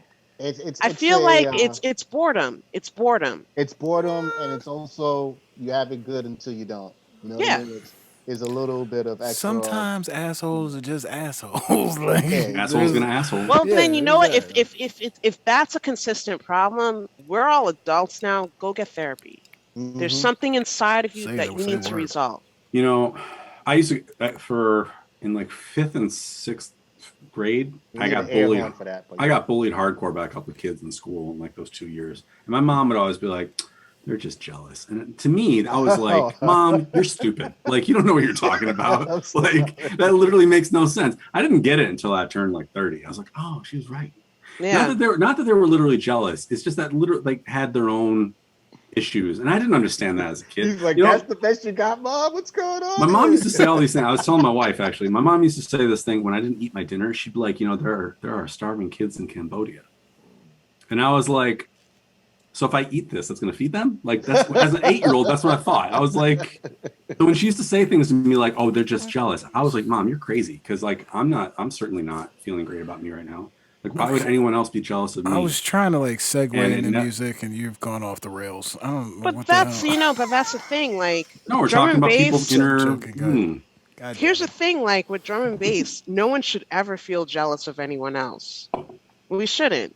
We shouldn't. We're doing drum and bass, which it. Yo, it's That is- drum and bass. that's been need my to get a main horn. grope from the jump. It's drum and bass. I'm not going to name any names because I love them and we had a very deep conversation. But that I entered into a scene once where people had thought I had an issue. I had an ego, and don't get it. I have a bit of bravado in me. I know it's hard to believe, but I can be a bit abrasive at times. But I'm about the collective. I always have been, always will be. I've been in. You've never seen me as a solo artist. No one ever has. I've always been a part of a crew. I'm all about the pot. You know what I mean? I started throwing shows with MJ now. Ask MJ. I don't want to do it unless everyone's involved. Like, that's just the way I am. But you get those stigmas because you are who you are and people think whatever. Because at the same time, I'm also a black man who has to put his foot down half the time. You know what I mean? To get And in anything some done. rooms, the Here's lone the black thing. man. So- And here's the thing: when you're an artist at a certain point, you do have standards. Right. That's another level. People have to understand when you reach a certain point, you do have certain standards. Don't take those standards as someone having an attitude and thinking that they're better than you. Right. They have certain standards. You should at also this have those point in their standards. Black career. artists are not allowed to have standards. And you should also have those standards. That's my thing too. It's Black like, wait, artists why are am not I the allowed only one complaining about this that's the way- situation? Like, I mean, but look, but the thing is, But what that's what I'm real saying. quick, Like real black quick, artists aren't allowed to have standards. You're Real- just complainers if you stand up for yourself. for sure. But that was my Wow. thing. My You- thing. I fucking love you, V. Love you. Love you. That my Motion thing to loves you other too, man. my thing to other artists on our level is I used to say to them all the time, like, fam, until you see me pull up in this Bentley. Like, none of us should be talking about how someone's trying to steal a pot from somebody else. Like, we're in this for the music. If you think I'm here because I'm trying to the steal Chevy money Cavalier. from you, like we say on this show, I'm making tens of dollars. Like, it's Yeah, okay. exactly. You know what I mean? Like, I'm here for the pot. So as artists, when we're doing sort of a live gig, we need to feel like we're the shit number one. Man. I There am is a pretty lot dope. of energy that goes to the stage that is needed to can talk to all kinds of people of all kinds of, and it has to be good. I mean, if It somebody does. sort You of have to build be up the confident in muscle, what you do, but right, having that confidence as a performer or as a DJ or as the MC right, or producer, what have you, does not mean that I'm not humble. Doesn't mean that right, you're not a humble absolutely, person. And people absolutely. have to start separating that ideology. You are allowed to be the shit when you're on stage. You're allowed to Absolutely. be That's it cocky when though. you're on stage. But that's it. That's it. Yep. That's Yep. it. And You're then allowed to have standards. That's it. So you're saying I you know what should I'm saying? stop being cocky off stage? Is what we're getting to? No, be confident in what you do. And I All want right, people cool. to be confident in what they do. You know, as long as your confidence doesn't step on someone else's toes. All right. Yeah, I mean, because you're actually just an instrument or just a piece to the show, and the DJ is already working, and you sometimes DJs are shy mofo's that kind of think they're hiding on stage, and you got to make up for that ground, believe it or not. And those are things you kind of have to take into into what you're doing. So, but at the end of the day, when the show when the last record is played and the lights come on, stab, dap, yo, love y'all, thank y'all for coming through. Like what? What? No, this He's is very dapping up, happy. man. No, he was just clapping. He's like, you gotta. Round of applause for the whole crowd. Hey, Yeah, let's get into some tunes. It is now 11:30. We are deep in it, and I'm loving this conversation. And I don't technically This is want to fun. in that room. Yeah, it's good. It's healthy. It's healthy conversations. Let's play a tune. Should we play a tune? Do you want to hit them with the new stuff, or do you want to? Yeah, the newest one is Call to the Ancestors. So Okay, yeah, break it down. one Talk thing, about it. Talk about it. that tune I made in 2019 after I broke up with someone I really loved dearly. They left me for someone else, and it was an ugly breakup. So I'm sorry. instead of it's taken me a lot to get over. So I started making music as a way to heal from it, and that was one of the tunes that I just threw all my energy into. And last year, during the pandemic, Repertory put out a call for submissions for one of their compilations, and I said, "Yep, this is definitely one." And I sent it to them, and Law hits me up, and he goes, "Yeah, we're putting this in. We're putting this in there." And he's like, just clean up this, that, and the other. This is what he was like. Wow. I didn't. And he's like, and so many other people hit me up about that track, and I didn't really think it was, going to resonate that deeply with other people. But that really, really showed me to put more of my emotions in my music. It's funny because I listened to the tune and it's heavy. So now hearing the backstory to that adds more weight. Yeah, That was that already was there. one piece of what I was going through. Plus, I was living with someone who was. I loved her. She was just a toxic person to live with, and I had to get out of that environment. I was also working at the Man, casino, been there. and that was one of the worst jobs I ever had. So leaving that, so I just had a lot. My life was heavy at that point in time, and I threw it all in this tune. And after I finished that tune, my life started to get better. It's There crazy you go. how that It's happens. funny how that works. Yeah. Yeah, it works. So basically, if you guys don't like this tune, you hate her, and now we don't like you either.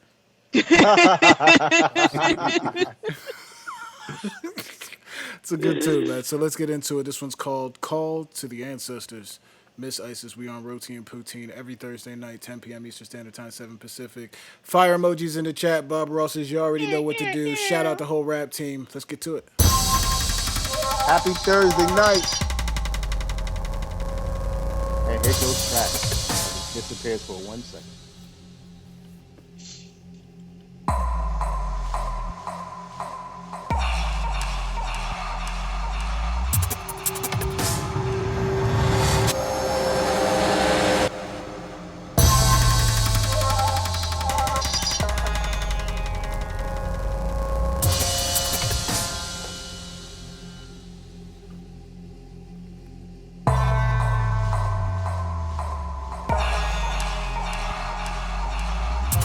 Roti and Poutine every Thursday. Track Valiant Amani. Special guest Mizeyesis.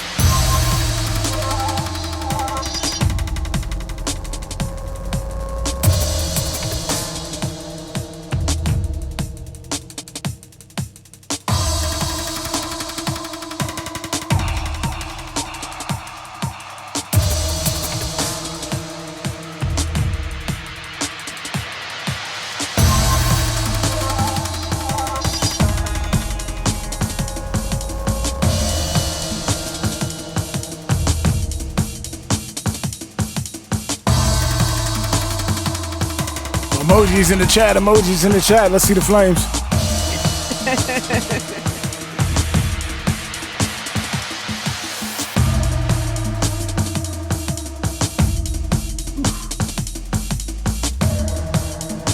Goodness.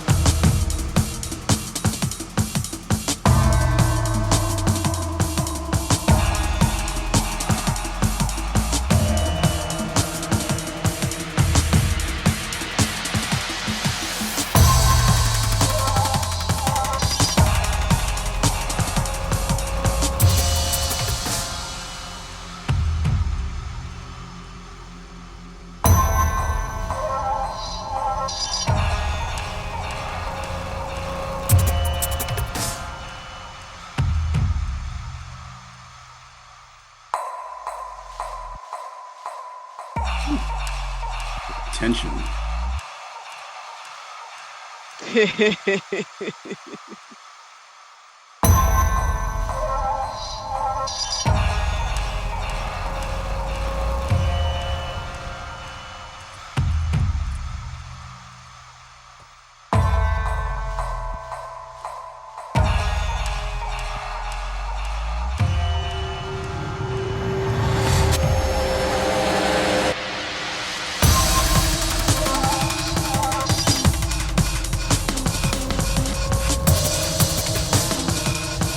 Roti and Poutine every Thursday, 10 p.m. Eastern Standard Time. Call to the ancestors by a special guest, Mizeyesis. Sugar Brad put the SoundCloud link in there. Please check her out.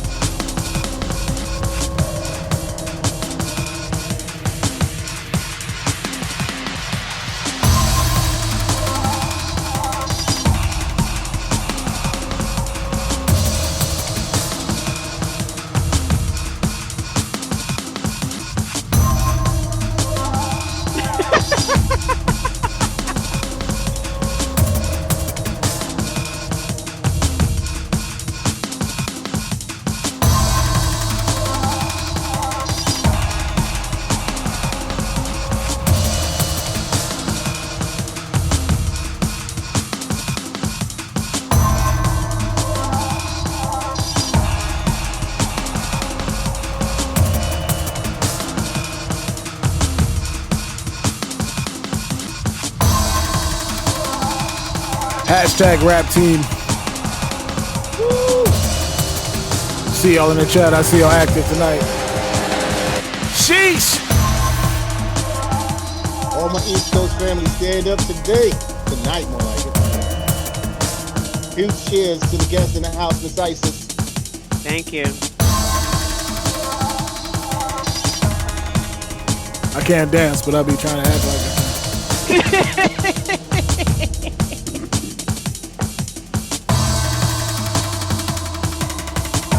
It's less about the moves, it's the confidence, you know what I mean?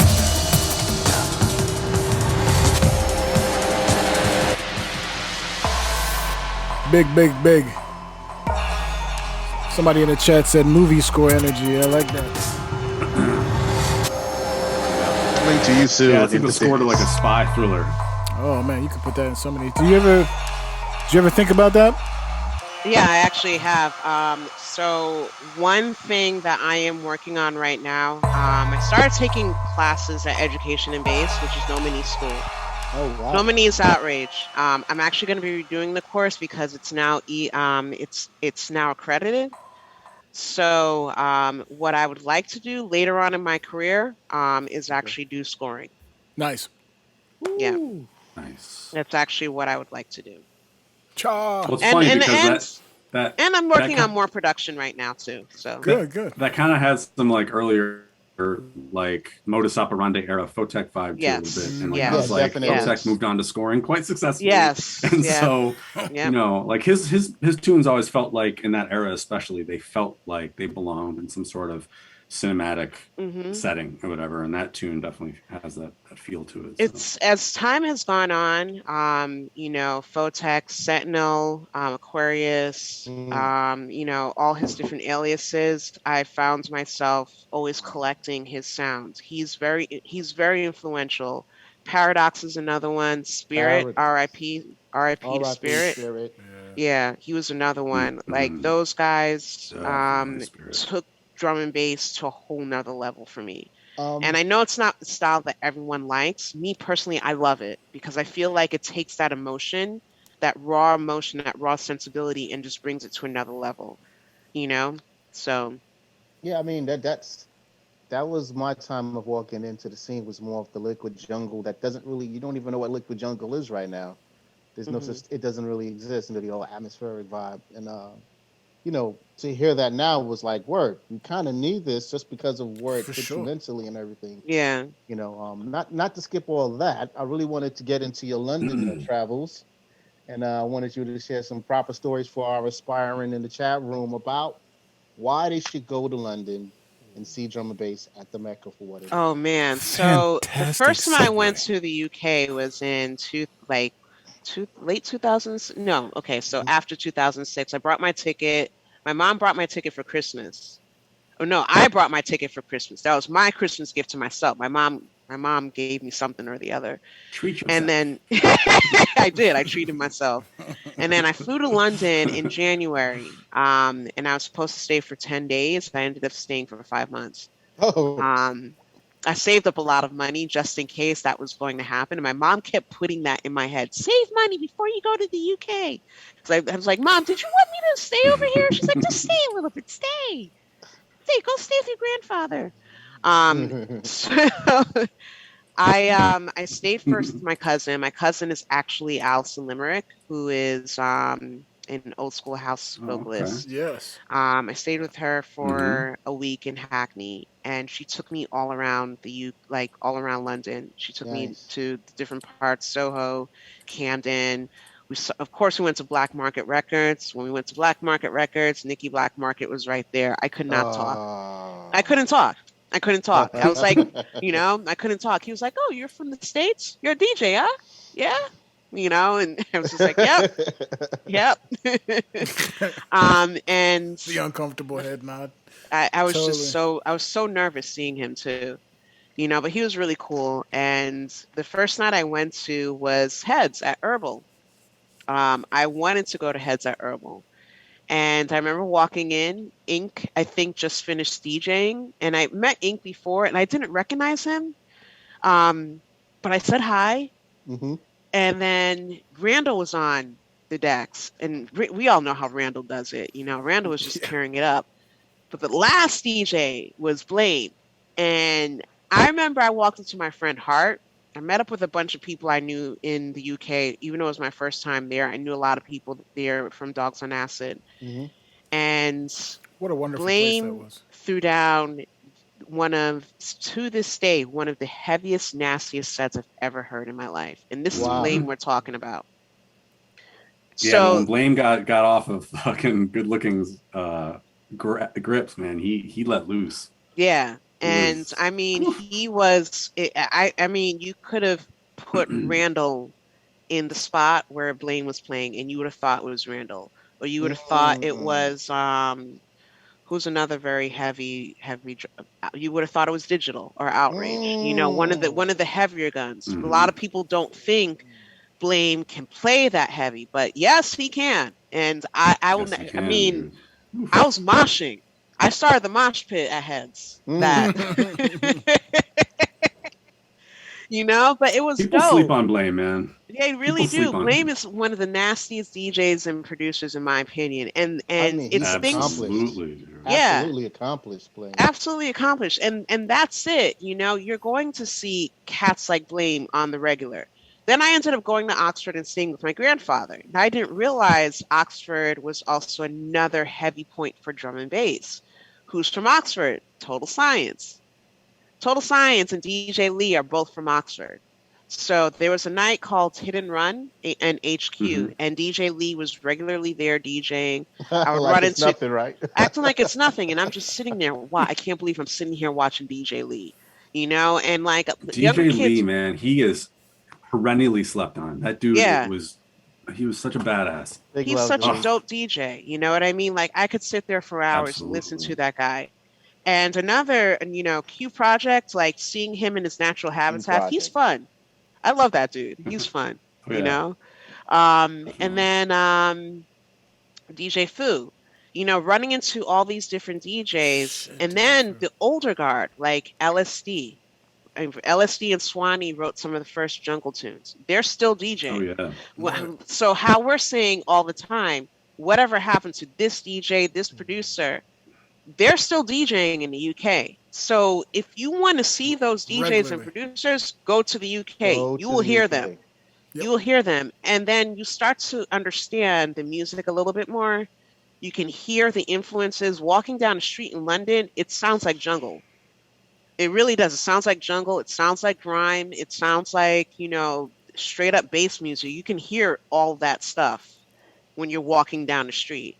And then just seeing the cross mix of cultures, like it killed me. One of the first times I went to the UK and just seeing the 60-year-old proper white dude just suck his teeth and say, "Sha." You'll never see that in the United States. It killed me. I was just like, what? You know? It killed me. It killed me, you know, just that appreciation for Caribbean culture. I know in Canada you'll see that, but in the United States we don't see that here. You don't And get a like lot it's of. yeah, we don't. The UK, it's all over. I love it. I love it. I love the fact that people appreciate Caribbean culture and other cultures, and it's reverenced there and it's respected. And being an American that plays drum and bass and being accepted by them, it's a big deal because they're very Huge deal. critical. They're Very. they're very What? Sacred land. No. critical. You know, it's funny when you say that too. Is there's two very critical situations. They both kind of revolve around the same thing. I love when DJs come over now and they try to show up each other, and the way they do it now is by educating the crowd. Because one thing I laugh so much at our hardcore stance here, drum bass and nothing else, and I've never listened. Before drum and bass, there was nothing, and I'm like, you're like 40, so that's a lie. But like, but it's always cracked me up, and for people that say things like that and have never gone to the UK and don't Yeah, realize it's a completely different thing it's over there. different. They would come So over that's here. I yelled at them all the time because they come over here and play nothing but anthems, and you would never hear that shit over there. Like, no, they wouldn't do that over there because they would get, you know, talked about. right? And they go deep out there. You'll Oh hear yeah. people Very. play things that you would not expect them to play. Another thing is, you know, the whole thing that in the United States where people are like jungle, jungle, drum and bass, this is it, this is it. That doesn't exist out there. A lot of drum and bass and jungle DJs are huge techno heads or Hmm. huge dub heads, or they love Absolutely. dubstep too. A lot of them love dubstep. A lot of them love house. They listen to other I saw things. that. They listen to other things. In the United States, I feel like our scene sometimes is very marginalized. We don't expand our music taste. And it's okay to expand your music taste. It is. That's how you get inspiration for other things. Like, one thing that's cool that D Bridge did, he bridged the gap with Detroit techno and drum and bass. Absolutely. You know? And no one's. I remember when when he struck out really on his own and started creating this like kind of mind-boggling body of work. People weren't expecting that coming out of that company. It was Not great. at all. Yeah, it's weird. I tell people all the time, young people all the time, like, look, if you want to, write proper tunes, or if you want to write proper lyrics, so you need to stop listening to drum and bass. Yeah.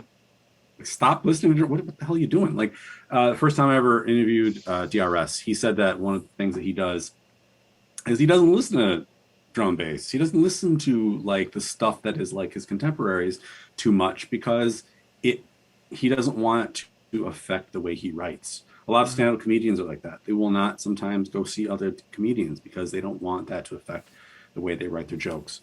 Like, so I said, well, what do you listen to? He's like, movie scores, stuff like that, like stuff that where he gets his primary sort of like inspiration. Like if I'm in the mood to like write something political, I don't listen to drum and bass, and I don't even really listen to hip hop. I listen to like the Clash and stuff like that, like incendiary music. Or if I'm like feeling something like that, emotional, I listen to things that are like emotional that have really nothing to do. Not just that, but here's another angle too, and I'm sure I think we'll all nod our heads to this. Once you've mastered drum and bass, man, going to listen to the other stuff is like unlocking the matrix. Like, I encourage you now that you've listened to drum and bass so much to go listen to something else and deconstruct it the same way you do drum. Like, jazz, but I listen to a lot. I actually jazz. listen to a lot of jazz. I actually do listen to a lot of jazz or lo-fi. I listen to a lot of lo-fi stuff. I listen to a lot of inspirational. It is. I listen to a lot of cinematic stuff, down tempo, house, techno myself. And even a lot of punk. I find myself going back to a lot of 80s punk. Just because it's simple, but it's so good. Well, a lot of like the early 80s punk too. I mean, it really, really did take a lot of like old like 50s rock and roll conventions and speed them up. So like the rock and roll aspect of punk is really there, like the kind of almost danceability of it. And honestly, that's even present in like the Bad Brains. As fast as they were, like there's still like their chops were still like every single chop, every single riff was very. I mean, they were so they were. I don't want to say technical like a prog rock band. Yeah. But they were technically so gifted that like everything they played felt fluid and smooth and effortless, despite the fact that they were playing as hard and fast as possible. It's just I'm continually influenced by the kind of music that is like still primal. Like 80s punk hadn't been around for very long. Yeah. And it still had this energy that like kind of like drum and bass did in like 95. It still had this like kind of primal energy that had something that you just can't find in like later era drum and bass or later era punk. Yep. Another thing I listen to a lot too. And it's been even more consistent over the past couple years. A lot of Studio One and Trojan Records stuff.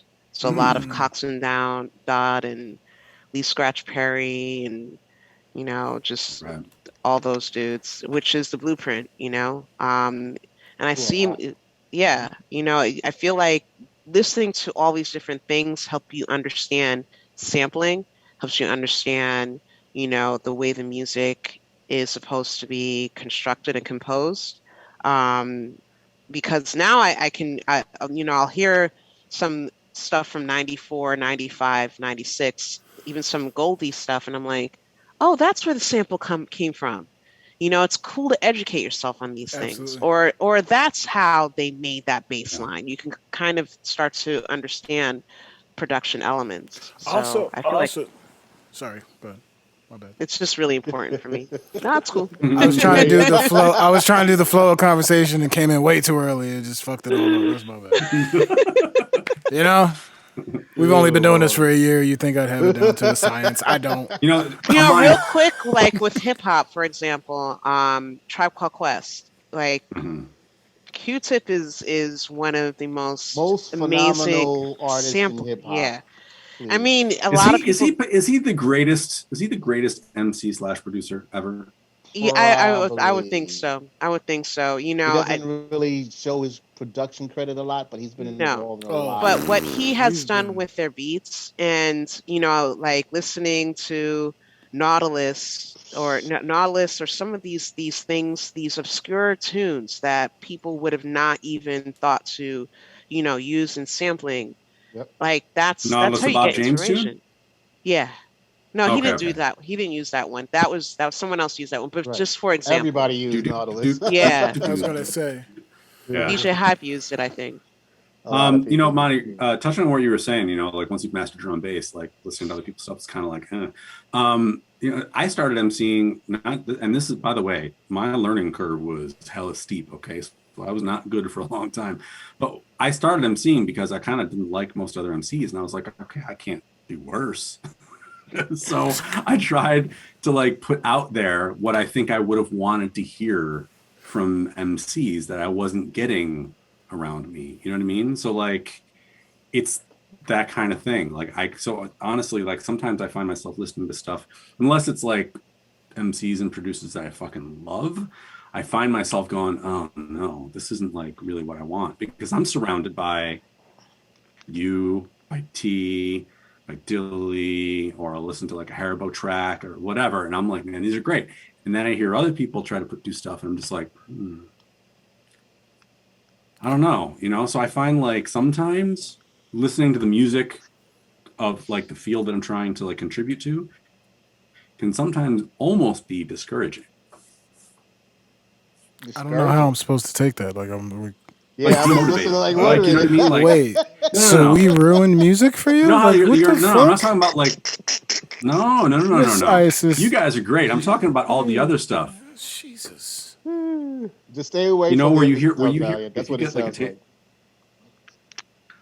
That's the point, right? Yeah. And it's like it's hard to stay away from the other stuff because let's be honest, there's a lot out there. There's a lot. A lot of really bad stuff out there. There's a lot of really good stuff. Like Thank you. Right now, especially the past couple years. I mean, I'm angry because I don't have the funds to constantly buy vinyl. Like, you know, like guys like Deep Jungle and AKO Beats. It's just like, yo, like y'all gotta chill, man. Stretch is on fire. It's like y'all gotta chill. I can't, and I can't. It's frustrating. It's frustrating. Those 2 Overshadow releases. Did you see man. those records? Those records are beautiful. Yeah, they gorgeous. Are beautiful. Yeah. Well planned. There aren't enough promo lists in the world. Did you see what Chimpo put out on Critical? Oh, I did, and there you go, another one. It looks Chimpo's like an artist, man. many leather-bound books. That's like immediately what I think of is that line from Anchorman. Yeah, it looks incredible. You know, it's a great time for music right now. You know, and as much as bad stuff there is out there, there's amazing stuff out there. You know. No. The thing that people don't always understand is that it's always a good time for music. There's always fantastic music out. There's just a lot of bad music out there too. Like people don't seem to understand. There's always bad music out. No matter what era you're in, no matter what time period you're in, people like act like the golden age of hip hop was full of amazing hip hop. No, it wasn't bad hip hop out there. It was, goddamn. Yeah, track. Let's get it. We ain't doing that. There are some things. There are some things going on. There are a few things going on that you were like. Hey, listen, man. If it was horrible, I listened to it about 2 seconds and that was it. I was done. Oh, look at this new drop. Everything was great. Drop. I was good after that. People romanticize though their favorite eras. The golden era was perfect. Like, as if there's not like there was not lots of bad music out at the same time. You know, like Get during jiggy the British with it. invasion, That shit was hot. a lot of those British invasion like clone bands were awful. But you know, people don't really think about those bands because they We're getting fade, closer they to fade the new in wave memory. territory. Yeah, so Mizeyesis, what do you think No, about you're new? getting What do you close think to the about new new wave wave? territory. What do you think about new wave? New wave music, Yeah, were you like into 80s that? new wave, Well, what Well, was your there's two definition types. of it? Yeah, huh? track really wants to know. Oh boy, don't worry about it. It's an ongoing joke, Isis. That's all. They All know. right, well, I tried. Well, long short, just a little background. I try to connect where exactly did new wave pave a way towards what electronic music is now. Mhm. It's just that nobody can describe Oh, that era really well. this explanation has And gotten I must funnier have over the asked year. about 20 different artists when they were here, and they all had different answers. Some were dumbfounded. I'm talking about people from the era, and then others kind of just had an answer. And it was like, well, listen to this guy and that guy and this guy. And these guys would hate me every time for asking it because I honestly was Because curious it's a about it. bad question. It is It's not a fundamentally bad a bad question. question. There's How no is it a such, bad But new there's wave no question? such thing isn't as the a thing. bad New wave question. is a term that was created by like the media to Yeah. categorize something they couldn't categorize. So what's interesting about that is there is a movie that you should check out called Mm-hmm. 24-Hour Party People. Oh yeah, of It's course. based on Manchester and how Yep. Manchester Great um, film. was one of the ports for New Wave at first. And then, Manchester was one of the ports. yeah, Wow. yeah. And then a couple of those bands started experimenting with synths and making live dance music. And then the promoters of these venues then started booking acid house DJs and producers. So it goes into how that whole scene started. Forgive me for saying this, Right. stateside, but that reminds me of a place called Detroit, Manchester, for some reason now that you say that. Hmm. It sounds like it was sort of It the depends. same Okay, so boom sort of deal. the thing is like new wave came in two waves. Pardon, sorry about that. But there was post punk. There was bands that kind of came out of punk Okay. and like sort of post punk, and they had like punk edges. And like the Police were lumped into that, like early Police and like early Yeah, Dude, we're Police early talking about Police. even and Elvis Wham at one Costello. point was sort of in that zone a little bit. You know what I mean? No, Wham was always more of like a. But the thing is, though, Wham here's was kind of considered new wavy. A It was little kind bit. of considered new wavy for a minute, and I think a lot of that just has to do with a lot of the wavetable stuff that they were using. Right. I think a lot of it was just the fact that the media just considered a whole bunch of shit new wave. They had no idea Yeah. because like how could Wham and The Cure exist in a genre? It doesn't really make a lot it of doesn't sense. really You know what make I mean? I think sense. the bigger legacy of what bands were like, that were considered new wave or whatever. The bigger legacy is the influence that they had on people that would go on new to wave make conversations. It's I'm laughing because dance subconscious music like this is what I come and into. I'll be honest. What I think about when I think about new wave is in the '80s. Though that was something that I couldn't stand back then. I'm just going to be really honest. I I couldn't stand it either. Yeah, I couldn't stand it. What I loved about that time period was, Nucleus and Mantronic. Mantronics was Yeah, heavy back then. Mantronics was heavy. Oh, Yeah, but at the time, yeah, but remember at the time though, New Order and Depeche Mode New Order. and like So Susan and Banshees New were Order all is considered new wave bands at one point. New Order yeah, was they heavy. were. 2 They points were. for Joy MJ and Division, Dilly.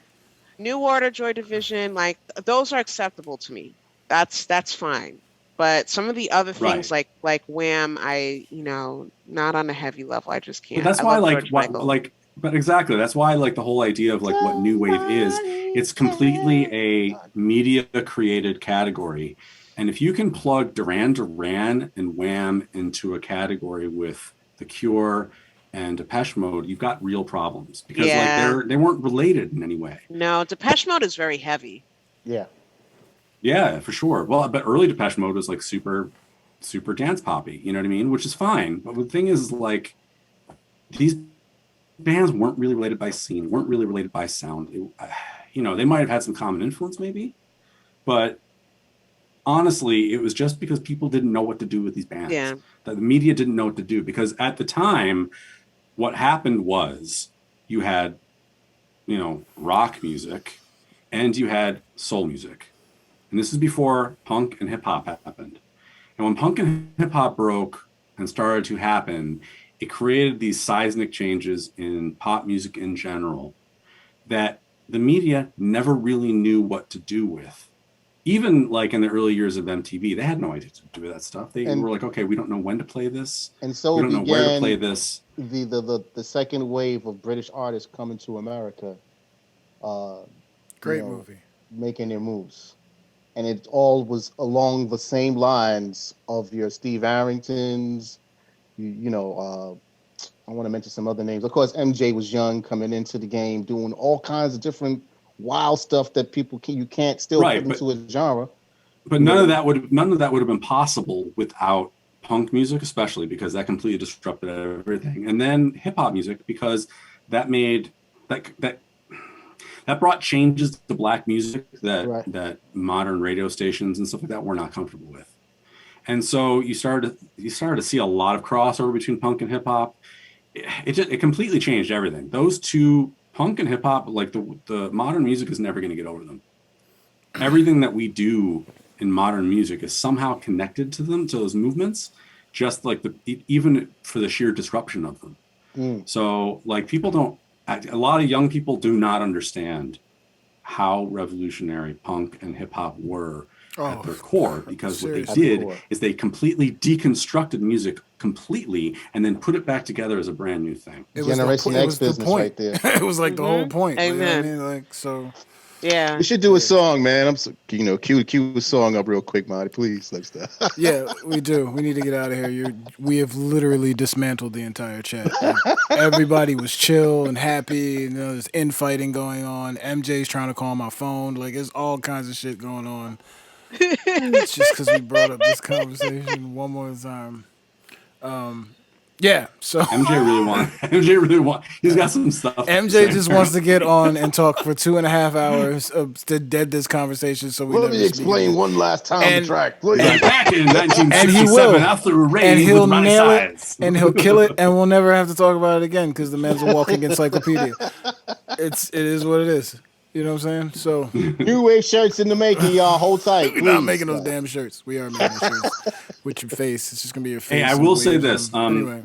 I will say this: if you guys are, any of the people in the chat are podcast listeners, go listen to the History of Modern Music with Alan Cross. It's he used to do a show on 102.1 in Toronto. It's a podcast now. He actually breaks down new wave a couple of different episodes, because he does like several episodes in a span of time and a genre. And he talks about new wave a few different times. And he's got some interesting things to say about the roots of like what was considered new wave, and generally those bands in those time periods, which are pretty. He's got a very interesting show, and it's not super long. It's like 20 to 30-minute listens, so it's pretty cool. Definitely. Cool. All right, I got quiet here for a second. We were so captivated by your words. I'm sorry. Another thing I wanted to say about the UK was the record stores. Wildly the record stores are and we used to have so many in the United States. We don't anymore. So when you go over there, like, you have people that are dropping off albums from like some things are from the 30s and old jazz records, and then you have some of the 1960s soul, their northern soul, a lot of rock, a lot of reggae, a lot of things from Jamaica that you probably will never see in the United States, and then a lot of early dance music, a lot, and a lot of early drum and bass, that things that you're just not going to see here for not a very. London used to get all the ill reggae before New York. Yeah, before New York.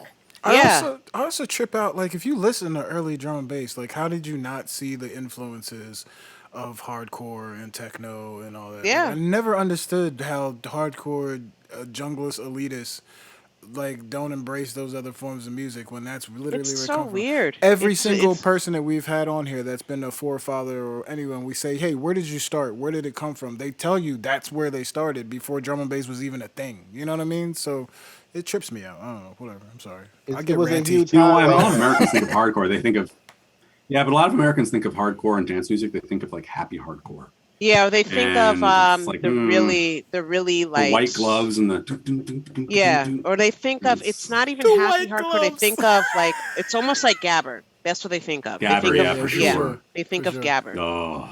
Which I don't like at all. But then again, I don't like 4 beats like that are super fast. So No, I don't get it. I like break beats. This thing. I can't do it. Yeah, I remember one. Why are you laughing? That's the joint, right? And Oh my god. No, I'm saying there's the part. I just remember this rave in Hamilton once, and it was like there was Gabber being played, and it was like there was like no light in that room except for like one strobe, and it was like being in hell. Yeah, I'm driving MJ crazy right now, yo. I was like, I'm really glad I'm sober right now, because if I was not sober, I would be in a bad way. Oh man, I don't do strobes, and not to keep bringing MJ up. Not he's my best friend. God damn it! But we were talking about strobes and how much I can't stand them in a party, and I want to break them every time I'm on stage. And he said, "Yeah, it's not a fucking haunted house." And I was like, "Exactly, like turn them shits off." Anyway, a little strobe is fine, but the whole night, just stop, yo, stop. Turn. I don't that even thing like off. a little strobe because I feel like if you have it, I then don't either. you're gonna abuse it. You know what I'm saying? And then as we got the bigger festivals, then they brought in these like new strobes that basically strobe the entire state, and it was just It was like being in Clockwork Orange. I can't stand it. I hate it so much. Anyway, Oh god. let's play some music before I get angry. Yeah, about let's strobe. play Listen, yo, I'm getting dizzy Play some now. music. Yeah, it was just don't do that. Bon Voyage? Yeah, I wrote that tune when I was living in New Haven, and it was an experiment. I just wanted to capture the vibe of living by the water. So that's why it kind of has like this really floaty feel to it, and it does have a few nautical elements in it, some samples in it that I, switched up in Ableton. Yeah, that's what I like that tune. I really, really do. Same. It's very simple. It makes me feel like I'm on a ship. Cool. And That's you why it's can, called Bon Voyage. Clever. It's really good. And with that note, You can go to her SoundCloud right now. Sugar Brat put it in the chat. If you can do it again, that'd be fantastic. Anyway, I don't know why I'm talking like that, but it's really good. You can go to her SoundCloud. She's got all her music there. You can download it. This is actually a free download. So check it out. This one is called Bon Voyage. I don't know what's wrong with me today. I'm sorry. Mizeyesis, Roti and Poutine, every Thursday, 10 p.m. Eastern Standard Time, 7 p.m. Pacific. Let's get it popping. stateside, stand up.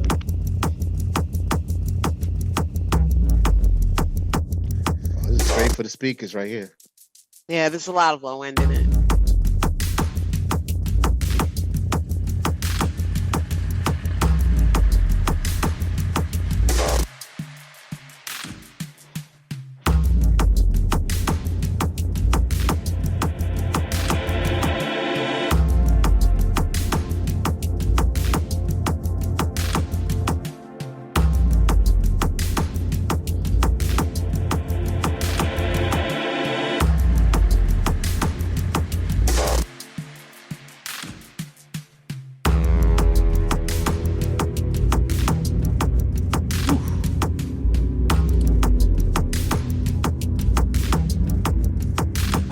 Done some film score business.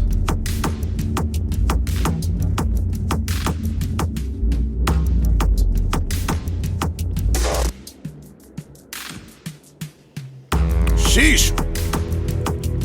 I might have to introduce you to some people. Yay!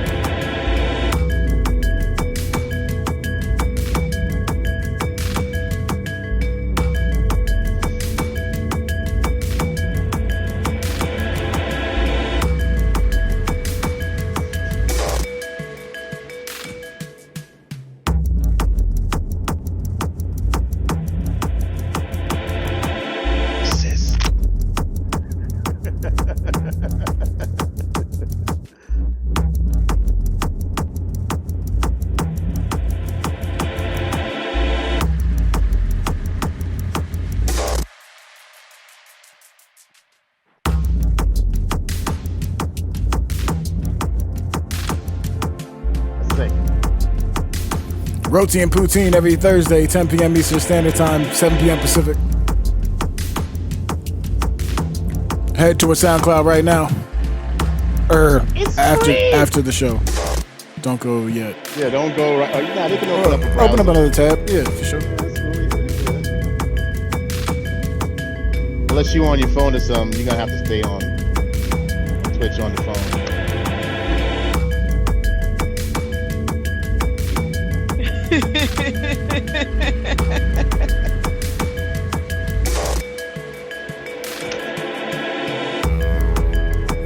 Who's got a sound bar in the house right now? This is coming through them speakers, y'all. Wake up the whole apartment complex.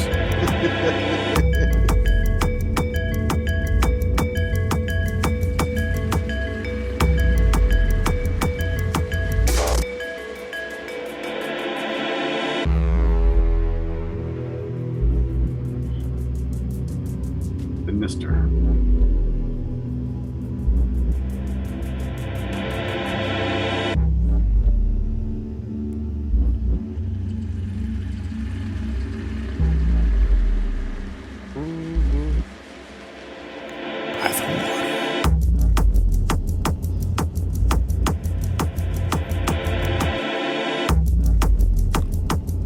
You can smile. It's dope. Smile.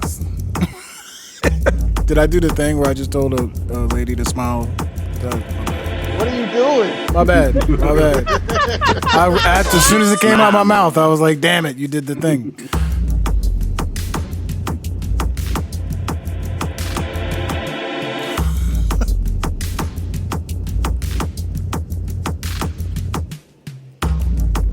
Emojis in the chat, Roti and Poutine, every Thursday. Special guest, the wonderful Mizeyesis. This one's Bon Voyage. Let me throw a few Bob Ross in there.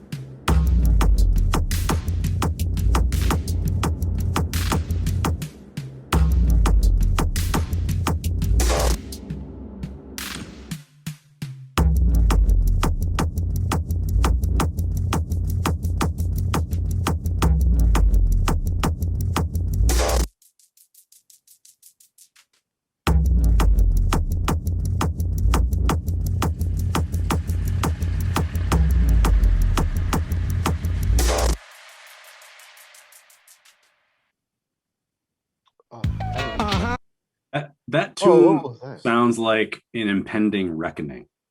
Yeah. But you know what? Like You know what I when mean? I was living in New Haven at that point in time, there was a lot of storms going on. Like the Oh, weather, okay. the weather was really funky, and I just remember everything being gray all the time. It So does yeah, sound that yeah, tune sounds gray. It yeah, sounds yeah. It was. like it sounds concrete and Yeah, it's industrial. yeah, yeah. Hmm. One shout out I want to give. I do have a side project with Elijah Divine and Messenger, Amin Ra DJ. Trifecta. Nice. And it's something we've been working on for a few years. We're finally going to start putting some music out there relatively very soon, but it's a combination of just the three of us. And we're all very much into Remember hearing about this. Egyptology. Yeah, we're all very much into Egyptology and bringing the whole Egypt mythos into drum and goal and drum and bass. So it's a theme. Nice. Yeah. as a history teacher, that makes me very happy. So I'm super stoked about that. No, well, Egypt is the reason I became a social studies teacher. So like that's wow. I love, man, anything that has to do with Egypt, I'm in. Yeah. But yeah, man. Yeah, shout out Elijah too, man. He's a super dope Definitely. human being. He Semper was like Fi. really on that. Come on. Semper Fi, gang, gang. Yeah. Jamaica. What I else? know he's watching too, so big up Elijah. Big up yourself. He was Absolutely. just in Jamaica, finally made it. Yeah, he was actually talking about stopping through here on the way back, and he missed his flight and just decided to stay longer. He's loving it though. He's having a good time, man. Shout out to him. He's a super good dude. Super Yeah. human being. Superhuman. And Messenger is someone I've met in the early days in the 90s. Actually, a funny story about Messenger. So some of the Liquid Sky and Jungle Sky artwork, he did. Yep. Oh, He did. I did not know that. Okay. Yeah. Yep. He's the What you got coming up? What you got in the future? What's going on? Anything? What are you looking for? That we talked about. I A couple have things, quite a bit. I joined VPM Artists out of London, Saw that. which is Saw that. a management agency. Fair News are part of the group, and Lined Up. They just brought on a whole bunch of women. Amma, I don't know if you guys know Amma I out do in the not. UK. Oh yeah. Yeah. I follow Emma. Yeah, she was just brought on. She's awesome, and several other awesome ladies. I have that going on. I'll be doing a lot of stuff with them.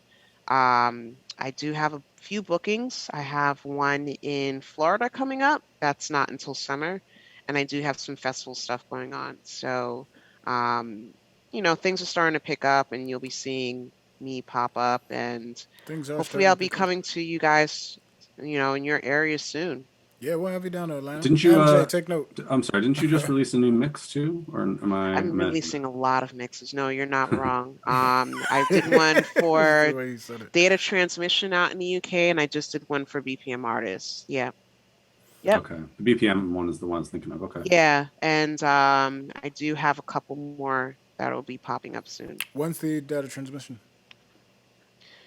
Huh? Is the data The transmission data out? transmission mix was when? What's the date? That came out Okay, I missed last that. month, There you so go. February. Okay. Yeah. Yeah, you were busy. That last one's month. very heavy. Yeah, I'm very busy. That's good. That one's heavy. That one, Heavy. I'm known for two styles. I'm known for either your jazzy, atmospheric, intelligent drum and bass. Sometimes, we'll include like your minimal and dubby stuff, or I'm known for really, let's go. Let's get in there. Let's get heavy, let's get deep, So Right. I play on both those. I don't mind it. And then, when I play live, I can end up being dance floor. I normally feed off of people when I DJ, and the crowd tells me what they want to dance to. The best So. way to be. Oh yeah, I remember one time we almost had to lift the party up one time in Connecticut. I remember you were playing and it was like me and shouts to Go to Child. He was there and we were there and you were playing before us. Man. And it No. was like, yo, we need to do something here, man. This is some bullshit. No, remember? No, how about the one time? No, there was one time. Uh-huh. Was it Framingham that I played? Like you were there, and Golden Child went on before we did. My group, and Ron Trifecta did, and they put us all on Hennessy Sound. You don't put a bunch of drum and bass heads on Hennessy Sound, dude. You know what I mean? When you're trying not to attract cops. Right. You're trying not to attract cops to get the party shut down. So they put us on this thing, and I look at these things. The stubs were huge, and I said, "You want me to play on this? You sure you want me to play on these things and not get the party shut down?" You're like, "I'll do your best." I said, "Okay." So I played. There's literally a video of this on Instagram where I'm dropping the tune. And the tune drops, and literally you can see the bass frequency shake everything. Fuck everything up in the room. Yeah. So after my set, what happened? What happened after our set? The cops came. The party got shut down. That was the end of that. That was that. Bong bong. You did it. Oh boy. Yeah. Cool. Well, that was good. I think maybe I'll tell you what. Why don't we play one more? Let's play a tear out. Yeah, we joint. got time for one more. Let's play. So the next tune after Bon Voyage, that is a tune that I did for Jungle Wars in 2000. It was either 2017 or 2018, and a bunch of people Guidance? kept calling me out kept trying to boy. drag me into this sound clash. And I said, please leave me alone. I don't want to do this. I don't want to do this. And they're like, what? Are you chicken? I said, no, I have other things going on. But if you really want me to do this, I'm going to do it. And I'm going to spank you. And what ended up happening, I ended up spanking them. So I ended up like really going hard. I like picked up an old school, I think it was Mighty Crown, old school Sound Clash tape, and used samples from that, and just like I wasn't kind. I wasn't. I said, you guys wouldn't leave me alone. I told you to leave me alone. That was. Well, you know me. I'm team wave your stuff around. So I'm glad that we get to play Before we go, I just want to fuck you. say that I swear to you, I miss sound clashes in the States. I don't know why. Yeah, we man. don't do They them still do anymore. them. They still Red Bull still does the Kinda. sound clash. Well, nobody's doing anything right now, but Right. Red Bull still does the sound clash, and they're pretty cool. Really? Because that was really awesome. I went one year, and it was fire. Yeah, talk to Craze. absolute Follow fire. Craze. Craze is involved with every Red Bull sound clash possible. The ones in New York, they don't even Were- happen no more because cats got so bent out of shape. Man, Really? They just cut out. The one at Roseland that I went to a few years ago was amazing. Mm. That was amazing. Yeah, I went to one in Miami that was pretty sick as well. Yeah. And that wasn't that long ago. So they're still doing them for sure. Oh, that's what's But up. this one, Jungle War 2018. What me say? I said that it's Jungle War. No, that's the name of the tune. I'm joking.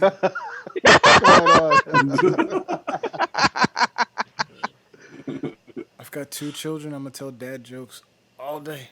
Anyway, Emojis in the chat for Mizeyesis for coming through. Emojis in the chat, y'all. Let's get this next one. Roti and Poutine.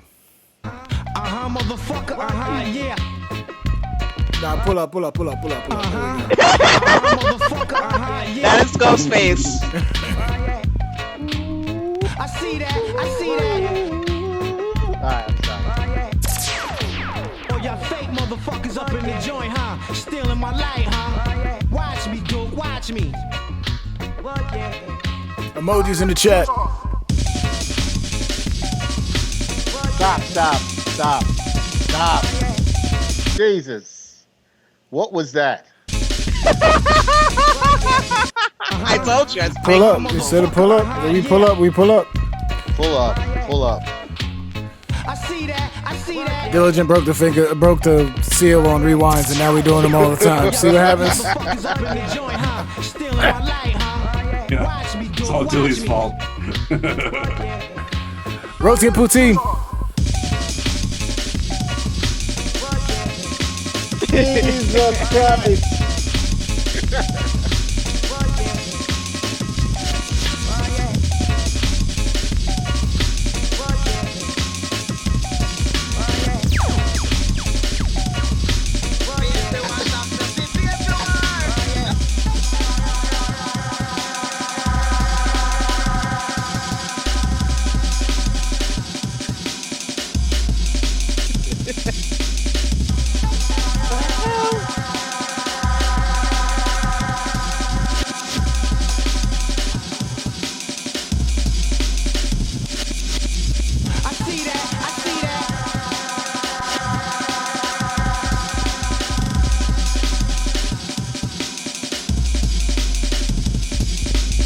I see that.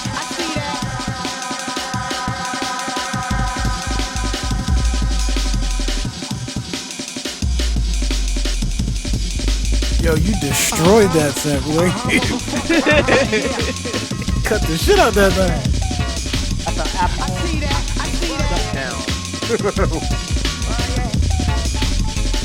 Lord of mercy.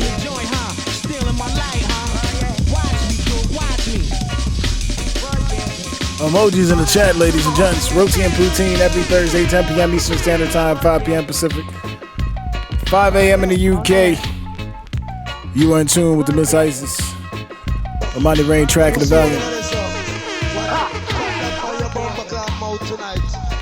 Shut your bumbleclap mouth tonight.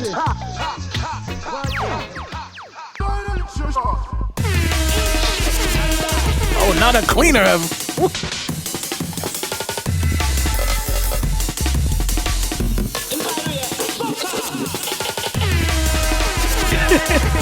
Lord of mercy. If all else fails, please play this record. Look at the chat. The chat's going crazy. Me nah big up nothing, man. Zara, original song from 19 long, man. Kill anything, anywhere, anytime. Well, I first did seen this. I never shown this, man. I work it, man. Told y'all, leave me alone. I see that, I see that.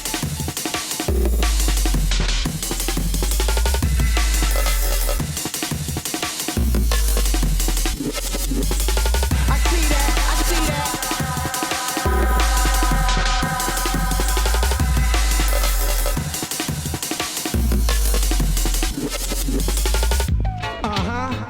Motherfucker, yeah. I see that, I see that. Love that. Love that. Oh, y'all fake motherfuckers up in the joint, huh? Stealing my light, huh? Watch me, dude, watch me.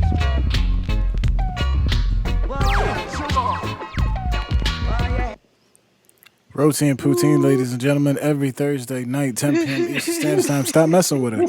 She told you to leave her alone, you leave her alone. Or you just get the whole in your mouth. Now, have you played that out?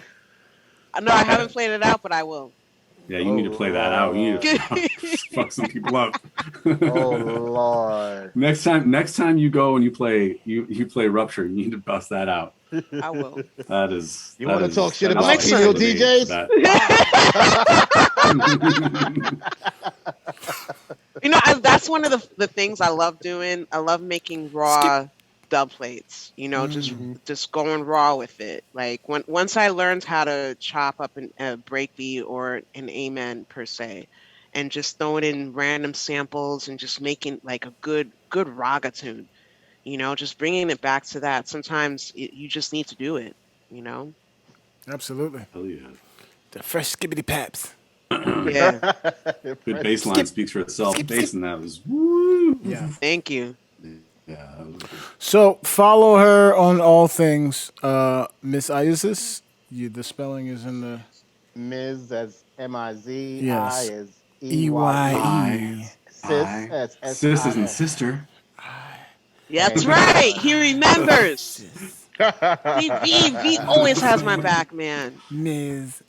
These out here. Sis, like the queen. What is high? What is higher? What is higher learning? Oh, That was such a strange part of that movie. Are you trying to be like I was like, what? No one does spoken word like that. That was terrible. Such a great film. Such a weird part of that will always resonate with me. I don't know why. Anyway, Malik. So please follow her and all. And yeah, she's got a bunch of stuff on the way. Her SoundCloud is just completely packed with tunes. Yo, you taught me something on SoundCloud. For as long as I've been in this game, I was like, man, I get 5 things for the spotlight, so I gotta pick 5 tunes. And you know, this is why you should pay attention to women. Here's She's one like, thing that you can do. So, Here's yeah, 5 do the playlists, and I was like, oh shit, playlist instead of the tunes. why didn't I think of that? Women, ladies and gentlemen, That's right. to organize your life for you. Miss Isis, Do the please playlist. keep being Miss Isis. Yeah. I mean, if that's anything we can say, we don't even have to say it honestly. And I'm super happy that you came on the show. Thank you. Thank Brett. you, all 3 of you. You know what I Thank mean? you. Definitely. The love I have for all 3 of you is immense and consistent, and I'm so appreciative. I really, really am. Stop it, Monty. I really am. That face. Gushing right now, bro. I really am. No, we're super glad All that 3 you're of you are on. amazing people, and I to have your respect means the world to me. So Likewise. We've likewise. Hell always yeah, had your man. back. Yeah, always. And we appreciate the energy that you bring, the realness that you bring. You know, for as shy as you want to be offline, you are a very well respected and appreciated loud voice online. Absolutely. And we back And- everything you say. And let's be honest, I And think the work to people prove it. got to see normal ISIS maybe Yes. for the first time here, just simply so that, you know, Which is the point, right? destroy all myths and stereotypes understand the Thank passion. goodness. Man. Been waiting 20 years for this. Jeez. And if they haven't, they can I go heard her check the on Roti archives And later. Poutine, and I still hate her. Yeah, well, now you know she's got 3 brothers who will punch you in your mouth too. So there's that. Absolutely. That's the way that's gonna go. But yo, that's our show. It's a beautiful, beautiful night. I loved it. I'm gonna eat this Thank you. food. That shit is just Absolutely. Yeah, eat that staring at food. me for 2 hours, B. But no, No, thank you, right? thank you so much for coming through. Thank everybody in the chat. Thank you, MJ, for moderating. Thank you, Sugar Brat, for making this possible. Everything that you do, we love you all. Thank the entire rap Brat. team. I know there's a lot going on in the world. I know things have been crazy.